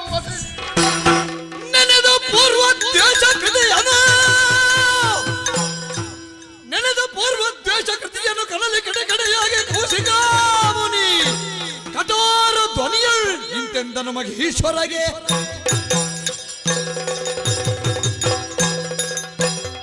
ಯಾಕೆ ಬೆದರುವೆ ಉಳಿದೋನಿಷ್ಟಗೆ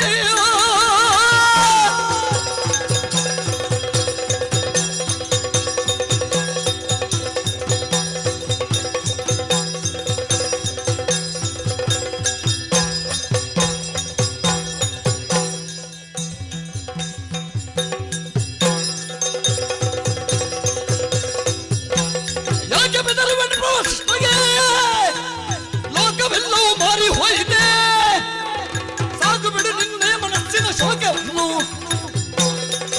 ಯಾಕೆ ಭೀತನಾಗಬೇಕಾದ್ದಿಲ್ಲ. ಧೈರ್ಯಂ ಸರ್ವತ್ರ ಸಾಧನಂ.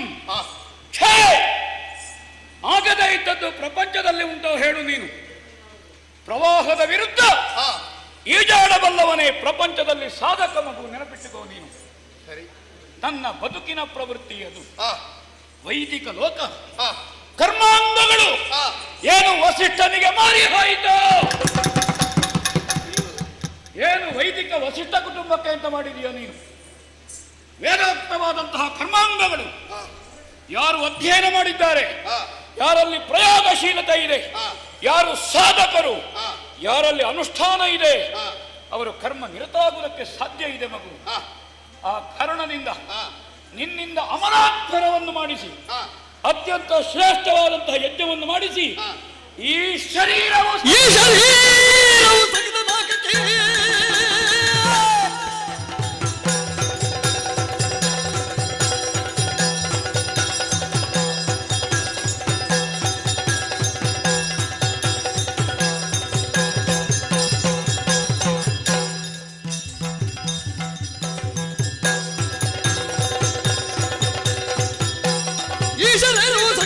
ನಿವಾಸವನ್ನು ಮಾಡಿಸುವೆ. ಇದಕ್ಕೆ ಅಮರೇಶ ಮುಖ್ಯರ ಇಡನೈಸು ಮಾತಿಯೇ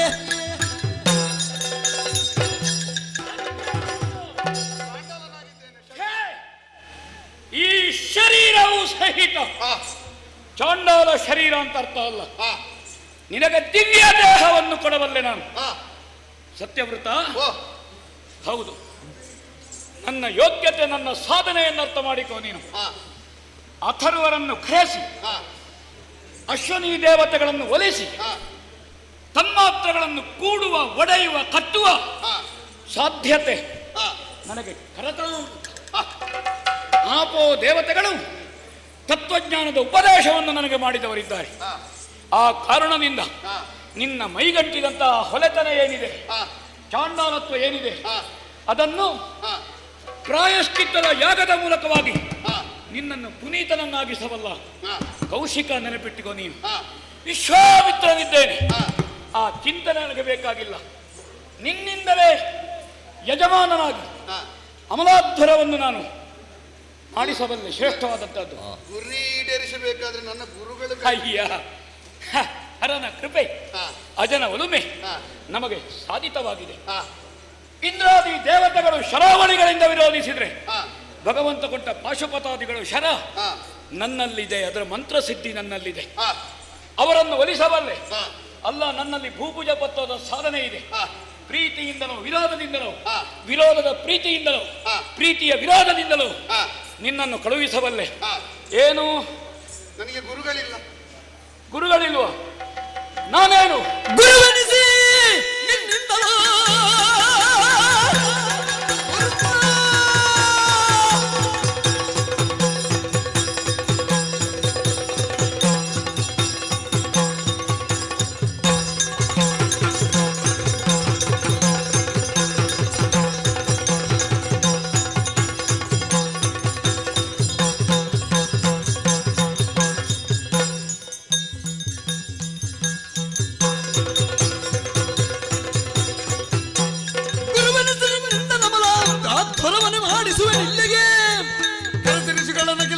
ತರಿಸಿಕೊಂಡು ನನಗೆ ಬರುವಾಗ ನೀವು ಇಷ್ಟು ಮಾಡ್ತೀರಿ ಅಂತ ನಿರೀಕ್ಷೆ ಇರಲಿಲ್ಲ.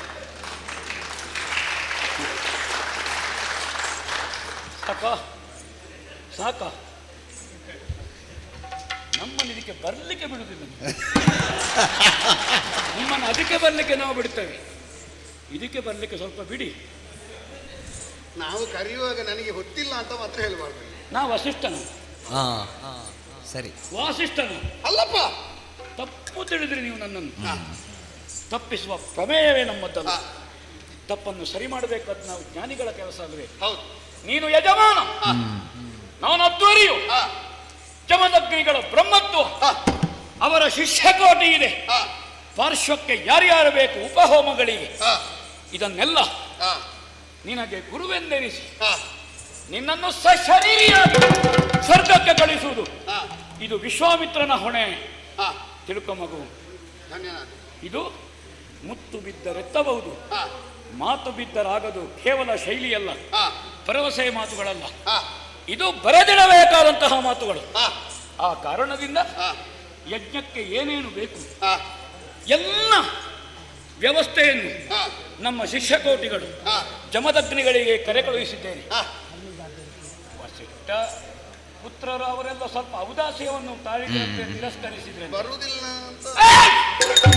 ಬಾರದೇ ಇದ್ದವರು ಬಾರದೇ ಇರುವ ಲೋಕಕ್ಕೆ ಹೋಗಲಿ, ಅವರು ಬರಬೇಕಾಗಿಲ್ಲ. ಜಮದಗ್ನಿಗಳು ಅವರು ಸಾಧಕರು, ಅವರು ನಮ್ಮ ವರ್ಗದವರು. ಹೌದಪ್ಪ ಅಲ್ವಾ? ಚರು ಒಂದು ಆ ಕಡೆ ಈ ಕಡೆ, ನೀವಿಬ್ರಿ ಅಲ್ವಾ? ನಾವಿಬ್ರೆ ಆ ಕಡೆ ಈ ಕಡೆ ಆಗ್ಲಿಕ್ಕಿಲ್ಲ. ಅವರ ಶಿಷ್ಯರು ಹೌದು, ಕಾಶ್ಯಪರು ಒಪ್ಪಿದ್ರಂತೆ. ಆ ಕಾರಣದಿಂದ ನದಿ ತೀರದಲ್ಲಿ ನಾವು ಅಂತರ್ವೇದಿ ಬಹಿರ್ವೇದಿ ಯಾಗಶಾಲೆಯನ್ನು ನಿರ್ಮಿಸಿ ಯಾಗಕ್ಕೆ ಬೇಕಾದ ಚರು ಪ್ರೋಢಾಷಧಗಳು ಏನಿದೆ ವ್ಯವಸ್ಥೆ ಮಾಡಿ ದೇವತೆಗಳಿಗೆ ಹವಿಸ್ಸನ್ನಿತ್ತು ಅವರನ್ನು ಮೆಚ್ಚಿಸಿ, ಏನಾದರೂ ಕಡಿಮೆ ಆದರೆ ನನ್ನ ಆರ್ಜಿಸಿಕೊಂಡಂತಹ ತಪಸ್ಸಿನ ಪುಣ್ಯ ಇದೆ ಸತ್ಯವ್ರತ, ನನ್ನದ ಪುಣ್ಯದ ಫಲವನ್ನು ದಾರೆ ಎರೆದು ನಿನ್ನನ್ನು ಸಶರೀರಿಯಾಗಿ ಕೊಟ್ಟು ಹೋಗುವುದಕ್ಕೆ ವಿಶ್ವಾಮಿತ್ರ ಭದ್ರನಿದ್ದಾನೆ. ಸಂಪಾದಿಸಿದ್ದೆಲ್ಲ ಕೊಡುವುದಕ್ಕೂ ಸಂಪಾದನೆ ಯಾಕೆ? ಅಷ್ಟೇ. ಕಟ್ಟಿಕೊಂಡ ಹೆಂಡತಿ ಇಲ್ಲ, ಹುಟ್ಟಿನ ಮಕ್ಕಳಿಲ್ಲ, ತಪಸ್ಸಿಗೆ ಹೊರಟ. ತಪಸ್ಸಿರುವುದು ಯಾಕೆ? ಲೋಕಹಿತಂ ಮಮ ಕರಣೀಯಂ, ನನಗೆ ಬೇಕಾಗಿ ಅಲ್ಲ. ನಾ ಬೇರೆ ಅಲ್ಲ, ನೀ ಬೇರೆ ಅಲ್ಲ. ಈ ದೇಹಕ್ಕೊಂದು ಋಣ ಇದೆ. ನನ್ನ ಕುಟುಂಬ ಸಂರಕ್ಷಣೆ ಮಾಡಿದ್ದು ನೀನು. ಆ ಋಣದಿಂದ ನಾನು ಮುಕ್ತನಾಗಬೇಡವೆ? ಅದಾಗಬೇಕು ಅಂತಾದ್ರೆ ನಿನ್ನನ್ನು ಮುಕ್ತಿಯ ಲೋಕಕ್ಕೆ ಕಳುಹಿಸಿಕೊಡು ಹೊಡೆ ನನ್ನದು. ಹಾಗೆ ಯಾಗಶಾಲೆಯ ಕಡೆಗೆ ಹೋಗೋದು ನಾವು ಸಿದ್ಧ.